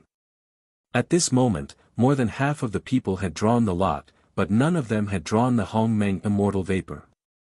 This meant that he had a high chance of drawing the Hongmeng immortal vapor. Emperor Jun inhaled slowly and exhaled slowly. His face became extremely solemn.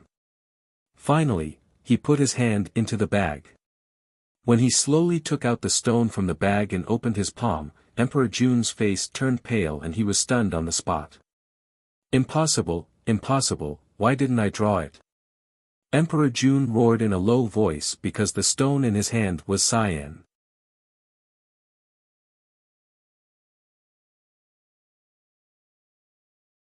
Chapter 719. Unwillingness, disappointment, anger, and all sorts of emotions grew in Emperor Jun's heart. He even had thoughts of snatching the Hongmeng immortal vapor. However, when he felt the cold gazes of the other quasi-saints, he woke up instantly and could only return to his original position helplessly. Emperor Jun, it seems like the Hongmeng immortal vapor is not fated with you. Kong Xian sneered. This also made Emperor Jun grit his teeth and glanced at Yi Xian and the rest with hatred. At this moment, only the Emperor of Fengdu and Kunpeng Kong Xian had not drawn. Obviously, one of the three of them would get the Hongmeng immortal vapor. However, the three of them did not move forward to draw it. Some people might ask that this kind of drawing was too unfair. Wouldn't the people at the back have a higher chance of winning? In fact, this kind of drawing was fair. There were a total of 9 stones in the cloth bag. It was also a matter of luck. Although the people who chose to draw in front did not have a higher chance of winning, one should not forget that if the people at the front got the purple stone, the people at the back would not have a chance. At this moment, Kunpeng and Kong Xian looked at each other. Both of them had a look of excitement in their eyes. This was because the two of them had a 2/3 chance of getting the Hongmeng immortal vapor. The one who was under the most pressure now was the Emperor of Fengdu. Although there were only 3 stones left in the cloth bag, if he drew the green stone, he would lose the chance of getting the Hongmeng immortal vapor. Fight it out. Suddenly, the Emperor of Fengdu roared in his heart. He strode to Huang Maji and reached his hand into the cloth bag. After a slight groping, he took out the stone from the cloth bag. Ha! When the Emperor of Fengdu looked at his palm, he saw a purple stone. He was stunned at first, and his pale face turned red.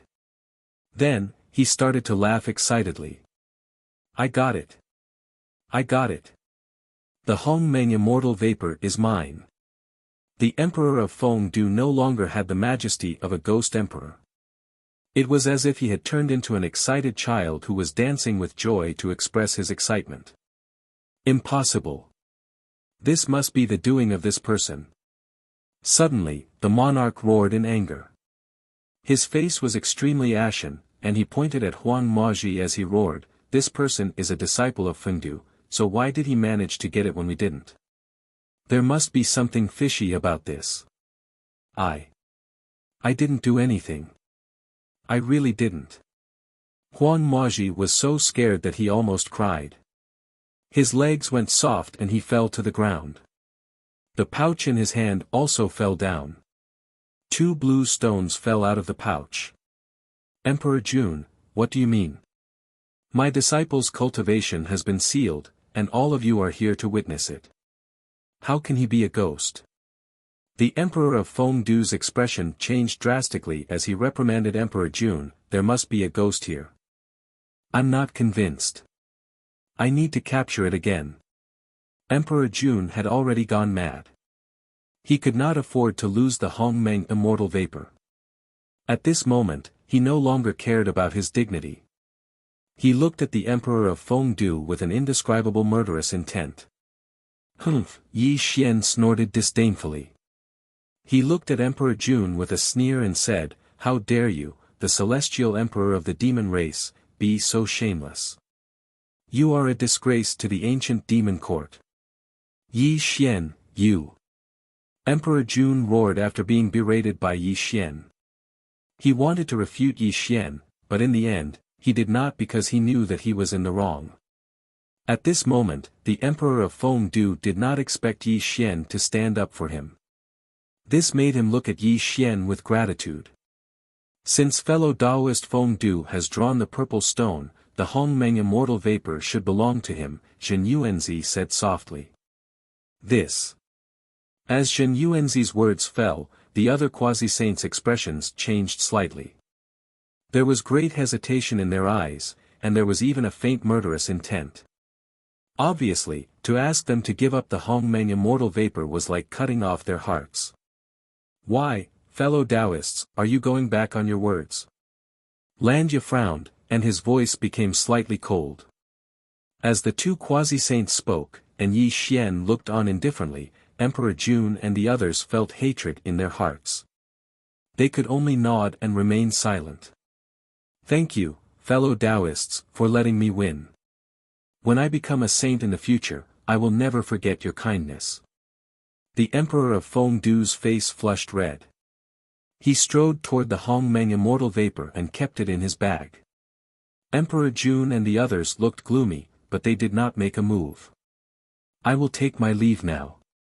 In the future, I will personally pay you a visit and thank you for today's kindness. The Emperor of Fengdu put on a fake smile. He rolled up the dark light that covered the sky and took Huang Maji with him as he turned into a beam of light and left. The remaining quasi-saints narrowed their eyes and dispersed. They did not even bid farewell to each other when they left. Let's go too. Yi Xian called out to Kunpeng and Kong Xian. A golden cloud rose under his feet and he returned to the 33rd heaven celestial court. Celestial Emperor, are you really going to give up on the Hongmeng immortal vapor? In the boundless sky, the void surged. Yi Xian was slowly walking, but the Kunpeng suddenly stopped him and looked at Yi Xian with an anxious expression. Yes, a worthy younger brother. Look at how Emperor Jun and the others left in such a hurry. They are obviously going to intercept Fengdu. We should go quickly. If we are late, I am afraid the Hongmeng immortal vapor will fall into the hands of others. Kong Xian also anxiously reminded Yi Xian. Ha! Suddenly, Yi Xian laughed. However, his laughter was very strange. This made the two quasi-saints stunned. They did not know why Yi Xian laughed. Everything is under my control. Emperor Jun and the others will not be able to get the Hongmeng immortal vapor. Yi Xian laughed heartily and walked forward again. This made Kunpeng and Kong Xian stunned. They did not know why Yi Xian looked so confident. A worthy younger brother, what is going on? Kong Xian quickly caught up with Yi Xian and asked the question in his heart. Elder brother, don't worry. You will know in a while. Yi Xian replied with a smile. However, the conveyance light around him became more and more intense. He was heading east at an extremely fast speed. This made the two quasi-saints follow him in surprise. Dongxing Divine Continent, Tongtian Peak. A pavilion surrounded by clouds stood on the peak of the peak. It gave people a feeling of falling into a fairyland. Yi Xian sat in the pavilion. Kong Xian and Kunpeng stood beside him. However, the two of them were extremely anxious. They did not know why Yi Xian had brought them here. Pust. Suddenly, a shadow cut across the sky and appeared on the peak of Tongtian Peak. He strode towards Yi Xian with a flattering smile on his face. Sir.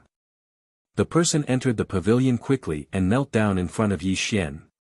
There was a look of excitement on his face. Fatso Huang, it has been hard on you. Yi Xian laughed as he intimately helped this person up. This caused Kunpeng and Kong Xian to be stunned on the spot. Kunpeng and Kong Xian could not believe their eyes. They felt that they had fallen into a dream. What did they see?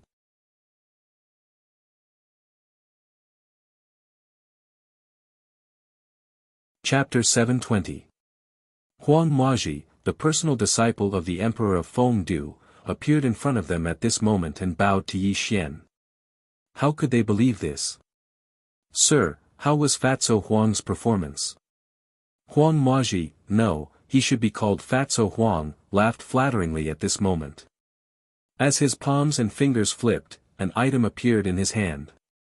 It was the Hongmeng immortal vapor that the sage-to-be desired.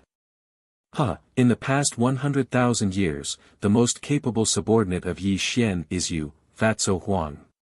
You really didn't disappoint me. Yi Xian laughed heartily and took the Hongmeng immortal vapor in his hand. Even though Yi Xian was usually calm, he was extremely excited at this moment. His body and mind were trembling to the extreme, proving how excited he was. They're really stupid. They thought that everything would be fine just because they sealed my cultivation. Unfortunately, they didn't know that when I was immortal, I was already very proficient in the tricks of the mortal world. Even if I lost my cultivation, I could still give the purple stone to whomever I wanted. Fatso Huang laughed out loud. His face was full of flattery and a touch of complacency. Obviously, being able to play with a group of sage-to-be in the palm of his hand gave him a great sense of vanity. Well done. You didn't disappoint me. Unfortunately, from now on, you can't stay by the side of the old man of Fengdu, but it's not a big deal to get the Hongmeng immortal vapor. Yi Xian laughed heartily. Celestial Emperor. What? What's going on? Kuanping said in shock. Obviously, he was already shocked to the extreme. Until now, he still couldn't figure out what was going on. Let me introduce you. This is Fatso Huang, my most capable subordinate. In the past, I placed him in the underworld, and he was even accepted as a direct disciple by Fengdu. Unfortunately, the Emperor of Fengdu didn't know that this person is one of mine. Yi Xian was in an extremely good mood after obtaining the primordial violet vapor, so he directly introduced Fatso Huang's identity to the two of them. But, why is the primordial violet vapor in fellow Taoist Huang's hands? Kong Xian asked in surprise. Senior Kong Xian, let me explain. Fatso Huang smiled and began to narrate the whole story.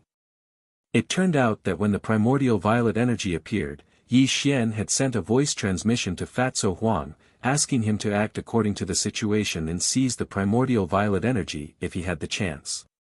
Of course, Yi Xian didn't put his hopes on Fatso Huang. After all, Fatso Huang was only at the zenith heaven realm. It was impossible for him to participate in this sage-to-be contest.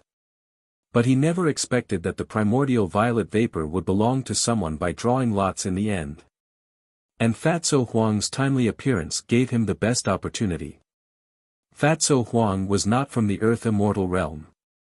In the past, he had followed Yi Xian as a mortal and had seen many sinister people. His character was even more insidious and vicious. Although he wasn't keen on cultivation, he was extremely proficient in some unorthodox methods. This was also why Yi Xian valued him. A small mortal trick could directly cover the sky and the sea. The sage-to-be couldn't use their cultivation to check it. Naturally, they didn't know that Fatso Huang had already played tricks in the cloth bag. Moreover, Yi Xian and Fatso Huang didn't need to send a voice transmission. They could understand each other's thoughts with just a glance. This was also a tacit understanding formed over many years. Under Yi Xian's signal, Fatso Huang directly let the Emperor of Fengdu draw the purple stone. This was also the process of drawing lots. As for why the primordial violet vapor was in Fatso Huang's hands, the reason was actually very simple. The Emperor of Fengdu was not stupid. How could he not know that the other sage-to-be wanted to kill him when he hurriedly left with Fatso Huang? And Fatso Huang was his personal disciple. Although the primordial violet vapor was important, the other sage-to-be would definitely keep a close eye on him. The only right choice was to let Fatso Huang keep the primordial violet vapor and let him bring it back to the nether world. When Fatso Huang left with the primordial violet vapor, the Emperor of Fengdu was indeed besieged by Emperor Jun and the others. At this moment it was unknown how far the battle had progressed. However, the Emperor of Fengdu had never thought that his personal disciple, Fatso Huang, would be one of Yi Xian's men. Everything about him had been calculated by Yi Xian and Fatso Huang. When he knew this result, the Emperor of Fengdu would be furious and would definitely hate Yi Xian and Fatso Huang to death. When Fatso Huang finished narrating the whole story, Kunpeng and Kong Xian were already in a daze. They only recovered after a dozen breaths. However, they looked at Yi Xian with an extremely complicated expression. Terrifying, too terrifying, so terrifying that it was unimaginable. The two of them had never thought that Yi Xian's shrewdness was so deep that he could play the sage-to-be in the palm of his hand. He even obtained the primordial violet vapor, an unimaginable treasure. I, your humble servant, admire you. Kunpeng bowed. He was in awe of Yi Xian from the bottom of his heart. He was deeply grateful that he had chosen to follow Yi Xian. If he had really returned to the ancient demon court, with Yi Xian's means, he would definitely die without a burial place in the future. Ha, a worthy younger brother, I really admire you. Kong Xian laughed loudly with great admiration in his eyes. The primordial violet vapor is the key to becoming a saint. How can I really give it up? Yi Xian said with a slight smile. Yi Xian had obtained the primordial violet vapor and Fatso Huang had returned. The two sage-to-be admired him from the bottom of their hearts. Yi Xian could be said to have won a complete victory. At this moment, the four of them were in an extremely good mood. My fellow Taoist, your trick is indeed a good trick. I admire you. Suddenly, an abrupt voice was heard. The void rippled and a Taoist in indigo walked out slowly. He was looking calmly at Yi Xian. Landia. Kunpeng's expression changed drastically. Black and white demonic light burst out and an extremely terrifying power bloomed. He looked at Landia with an extremely solemn expression. Landia, you shouldn't have appeared. Kong Xian's eyes were cold and sharp. The five-colored divine light rippled out. He also didn't expect Landia to appear in front of them. Wouldn't everything be exposed to Landia? At this moment, Yi Xian narrowed his eyes and the smile on his face had disappeared. He also didn't expect that Landia would see through his trick and let him follow him here. You want to kill me? Landia smiled and walked slowly towards Yi Xian and the others. However, there was no aura around him. Instead, he smiled and nodded at Yi Xian. Back off. Suddenly, Yi Xian spoke softly. This caused the Kunpeng and Kong Xian to be stunned, but they still restrained their killing intent. However, their gazes towards Taoist Luya were extremely unfriendly, and there was even a hint of seriousness in them. It should be known that Landia's cultivation was extremely high and he was not to be trifled with even among the sage-to-be. Moreover, his immortal slaying flying dagger had just killed a sage-to-be. Even if the three of them joined forces, they might not be able to kill him. If Landia spread the news that Yi Xian had obtained the Hongmeng immortal qi, it would definitely lead to an unimaginable calamity for Yi Xian. Clap, clap, clap. Yi Xian clapped his hands gently. He looked at Landia indifferently and said, My fellow Taoist, you are indeed extraordinary. You can see through my trick. Ha! Landia laughed loudly and said, Yi Tiendi, you must be joking. In fact, I didn't see through your trick. However, I was very curious. Emperor Jun and the others have already gone to kill fellow Taoist of Fengdu for the Hongmeng immortal qi. Why didn't Yi Tiendi take the Hongmeng immortal qi seriously? That's why I followed you all the way. I wanted to see what secrets you were hiding. So you see it now. Yi Xian stood up slowly with a gentle smile on his face. However, the world was gradually darkening. An extremely terrifying aura locked onto Landia and sealed the world tightly.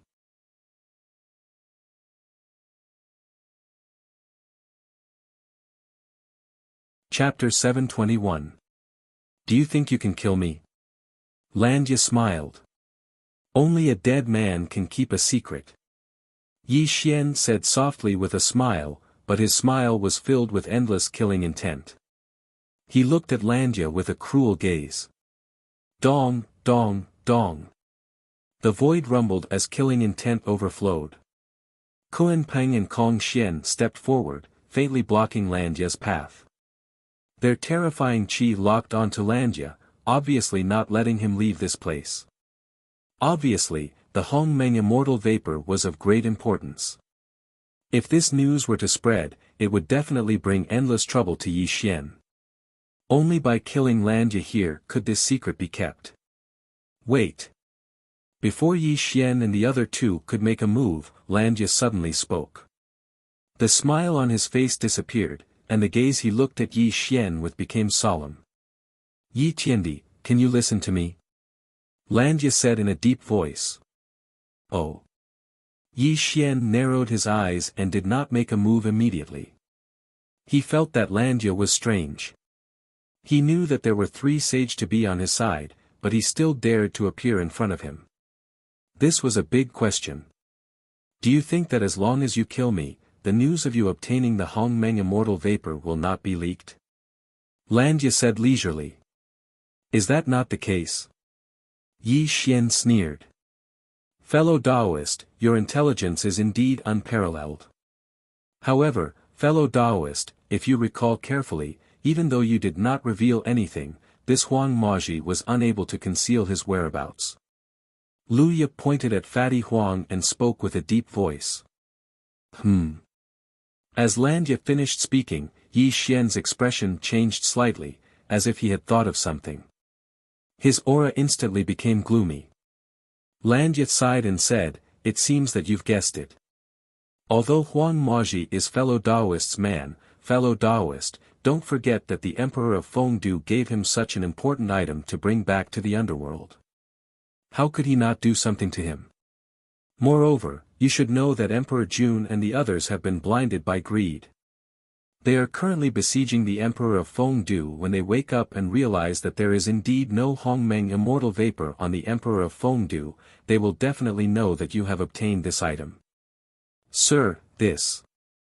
Fatso Huang's expression changed as he looked directly at Yi Xian. Yi Xian did not waste any time. A beam of divine light shot out from his hand and instantly enveloped Fatso Huang. Ah! A painful cry came from Fatso Huang's mouth. A beam of dark light was forced out from his back.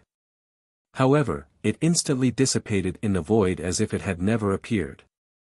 The great art of ghost heaven, traceless heavens. This is the Emperor of Fengdu's unique secret skill. He must have already known that you have obtained the Hongmeng immortal vapor and that his good disciple has betrayed him. Landia sighed. Damn it! Bang! Yi Xian's expression was gloomy and extremely ferocious. He even smashed the mountain peak in the distance with his palm, proving how furious he was. Yi Xian had miscalculated one thing. These sages-to-be were all cunning old foxes. Although the Emperor of Fengdu had given the Hongmeng immortal vapor to Fatso Huang, he had also taken precautions against Fatso Huang. Moreover, Fatso Huang was just Daoyuo Jingxian. How could he have noticed that the Emperor of Fengdu had done something to him? What should he do? Something big was going to happen. Yi Xian was anxious and uneasy. His expression became extremely solemn. Although he had obtained the Hongmeng immortal vapor, he would become the target of public criticism if the news spread throughout the 3 realms. At that time, countless sages-to-be would kill their way to the celestial court. The celestial court would also face an unprecedented calamity. Perhaps it would be buried between heaven and earth in an instant. Hongmeng immortal vapor. This was a treasure that sages-to-be dreamed of and the key to becoming a saint. Even if the Hongmeng immortal vapor was in the hands of a saint, these sages-to-be would dare to risk their lives to fight for it, let alone Yi Xian. Sir, I. Looking at Yi Xian's solemn expression, Fatso Huang was extremely ashamed. If he had discovered that the Emperor of Fengdu had done something to him earlier, he would not have leaked the news. It's not your fault. I was too careless. Yi Xian slowly shook his head and comforted Fatso Huang. This was because Fatso Huang had already done a good job. It was his carelessness that led to his carelessness. Celestial Emperor, what should we do now? Kuan Peng asked solemnly. Obviously, when the news of Yi Xian obtaining the Hongmeng immortal vapor was leaked, it would definitely attract countless sages to be. This was an unimaginable calamity for them.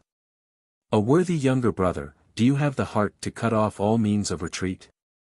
Suddenly, Kong Xian growled coldly. A ruthless look flashed across his eyes. Brother, what do you want to say? Yi Xian's expression changed slightly. He looked at Kong Xian, as if he had guessed Kong Xian's inner thoughts. The Hongmeng immortal vapor is of great importance. It is also a necessary item for you to become a saint.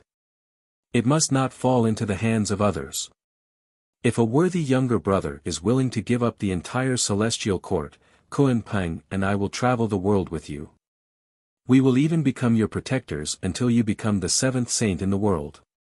Then, we will rebuild the celestial court.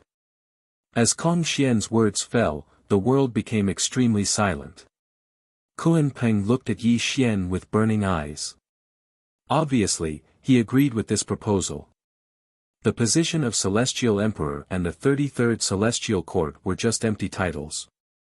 If he gave up the entire Celestial Court, he could eventually become a saint. This price was not unacceptable. If it were Kuan Peng, he would definitely agree with Kong Xian's proposal. Kong Xian and Kuan Peng looked at Yi Xian with burning eyes. As long as Yi Xian nodded, they would not appear in the three realms until Yi Xian became a saint. Of course, this price would be the destruction of the Celestial Court. Because the various sages-to-be could not find Yi Xian, their burning anger would definitely fall on the 33rd Celestial Court. This would also completely destroy the Celestial Court. At this moment, Yi Xian frowned. He naturally knew that Kong Xian's proposal was right. This was also the best solution for him. However, Yi Xian did not immediately agree. It was not that Yi Xian cared about the title of Celestial Emperor, nor was it that Yi Xian was reluctant to part with the troops of the Celestial Court. For his own cultivation, he could sacrifice too many people's lives. However, there were some things that could be given up, but there were some things that could not be given up even if he died. This was Yi Xian's pride and his way of life. The jade pool of the Celestial Court and the Empyrean Ferry were waiting for him bitterly. Yi Xian had even taken care of the entire Celestial Court for him. There were also the various demon kings who had followed him in the lower domain. Yi Xian had once promised them that as long as they followed him, Yi Xian would definitely lead them to dominate the entire three realms. If he abandoned the entire Celestial Court, wouldn't he be considered a traitor? Yi Xian did not care about his reputation. However, he was a man and a proud man. He could not do such a thing.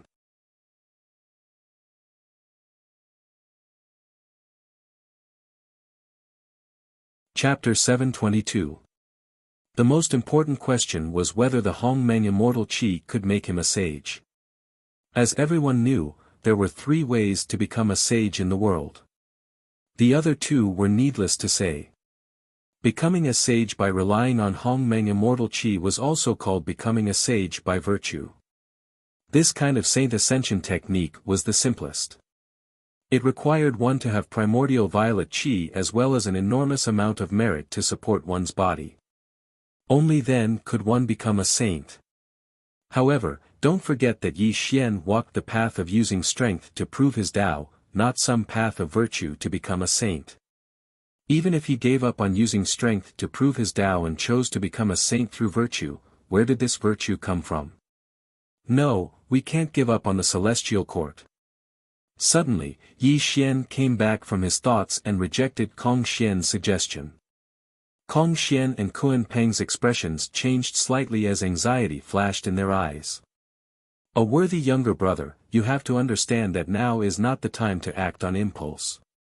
Although we have given up on the celestial court, but, before Kong Xian could finish, Yi Xian shook his head slowly and interrupted, "Elder brother, there are some things that I can't tell you in detail.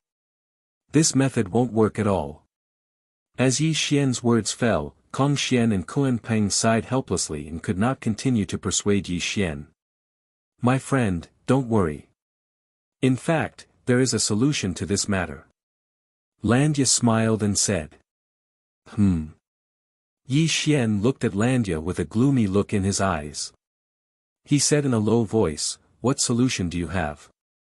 "Yi Daoyu, don't forget that although the Emperor of Fengdu knew that the Hongmeng Immortal Qi was in your hands, Emperor Jun and the others did not know about it.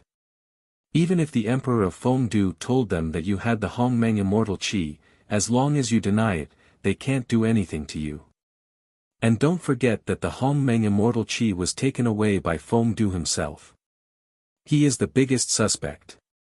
Landya said with a kind smile on his face. Upon hearing Landya's words, Yi Xian's face froze for a moment before a light flashed in his eyes. That's right.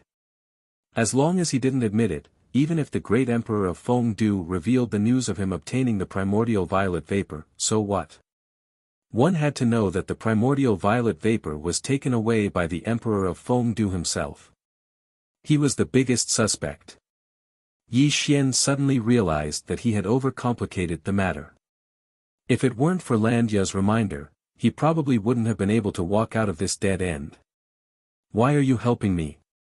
Yi Xian looked directly at Landya, hoping to see through his thoughts.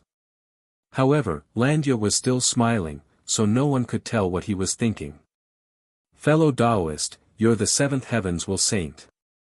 I know that I'm not fated to be a saint, so I naturally want to form a good relationship with you. Other than that, I have no other intentions." Landya said leisurely, as if what he said was true. He just wanted to form a good relationship with Yi Xian, the future saint. "Thank you for your reminder." "Yi Xian thanks you." Yi Xian's gloomy expression was no longer there.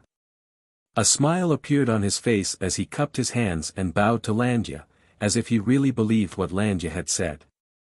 "Before I leave, I have to remind you of one thing. Huang Moji needs to conceal his identity. If Emperor Jun and the others know that he's your man, it means that the primordial violet vapor is indeed in your hands. At that time, even if you flatly deny it, it'll be useless." Landya spoke softly and then slowly disappeared into the void. It was as if he had come here to express his goodwill to Yi Xian and was thinking for Yi Xian's sake. Seeing that Landya had gone far away, the smile on Yi Xian's face gradually disappeared. A touch of coldness flashed across his eyes. "Landya is not simple," Yi Xian murmured to himself. "First there was Hong Jun, then there was Tian. Landya came first," Kuan Peng said softly. "Luya is too mysterious. Even I don't know his background. When the world was created, he was already a Daoyuo golden immortal. At that time, even though the three pure ones hadn't become saints, they still had to respectfully call him brother." Kuan Peng said softly with a solemn expression on his face. "No matter what his purpose is, the primordial violet vapor is now in my hands. I just have to be on guard against him. Let's go." Yi Xian directly called the three of them. A magic cloud rose under his feet and he returned to the 33rd Celestial Court. After obtaining the primordial violet vapor, Yi Xian had to study it. He had to find out what the use of the primordial violet vapor was and why it was the key to becoming a saint. Moreover, he had to stay in the Celestial Court because various quasi-saints would definitely come to the Celestial Court to test whether he had really obtained the primordial violet vapor. If he was not in the Celestial Court, there would definitely be great chaos. At the same time, in the vast sky and boundless land, several figures fought from the sky to the ground, and from the ground to the sky. There was even the quasi-saint's blood sprinkling across the sky. The Emperor of Fengdu fled in a sorry state, with several quasi-saints chasing after him. Feng Du, hand over the primordial violet vapor and I will spare your life. Emperor Jun attacked violently. Every demon clan art created a scene of destruction. Mountains and rivers were shattered and rivers flowed in reverse. The terrifying scene was indescribable. Not only Di Jun, but Zhurong was also crazily chasing after the Emperor of Feng Du. Qin Tian Daoist was also secretly attacking the Emperor of Feng Du. The Emperor of Feng Du had suffered an unprecedented injury due to the encirclement of 3 presages. I have already said that the primordial violet vapor has already been handed over to my disciple. However, this unscrupulous thing is actually Yi Xian's man. The primordial violet vapor is not in my hands at all. The Emperor of Feng Du was bathed in blood. He was constantly using ghost path art to fend off the attacks of the 3 quasi-saints. It was no wonder that the Emperor of Feng Du was in such a sorry state. Emperor Jun alone was enough to suppress him. Moreover, there was Zhurong, the fire ancestral sorcerer. Even though he was the supreme ghost emperor of the underworld, he was still running for his life. However, the Emperor of Feng Du's eyes were bloodshot. Although he was being chased crazily, his hatred for Yi Xian and Fatso Huang was like a maggot gnawing on his mind. Humiliation, a great humiliation. This was simply a great humiliation. The Emperor of Feng Du had never thought that he would be played by Yi Xian and Fatso Huang. He had even made a wedding dress for Yi Xian. The ghost path art, Traceless Heavens, contained a trace of the Emperor of Feng Du's primordial spirit. No matter where Fatso Huang went, the Emperor of Feng Du would know his whereabouts. This was also the trick he had done to Fatso Huang to prevent any accidents. When he found out the truth of the matter, it caused the Emperor of Feng Du to fly into a rage. He wished that he could tear Fatty Huang and Yi Xian into 10,000 pieces, but Di Jun and the others just had to rush over and surround him. No matter how he explained, Di Jun and the others wouldn't believe him. Hand over the primordial violet vapor. Emperor Jun roared coldly and mercilessly. Emperor Jun, calm down and think about it. Why didn't Yi Xian chase after me like you?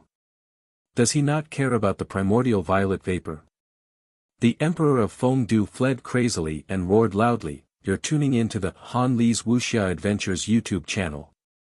We're so grateful for your support and don't forget to subscribe to join us on this incredible journey through captivating stories.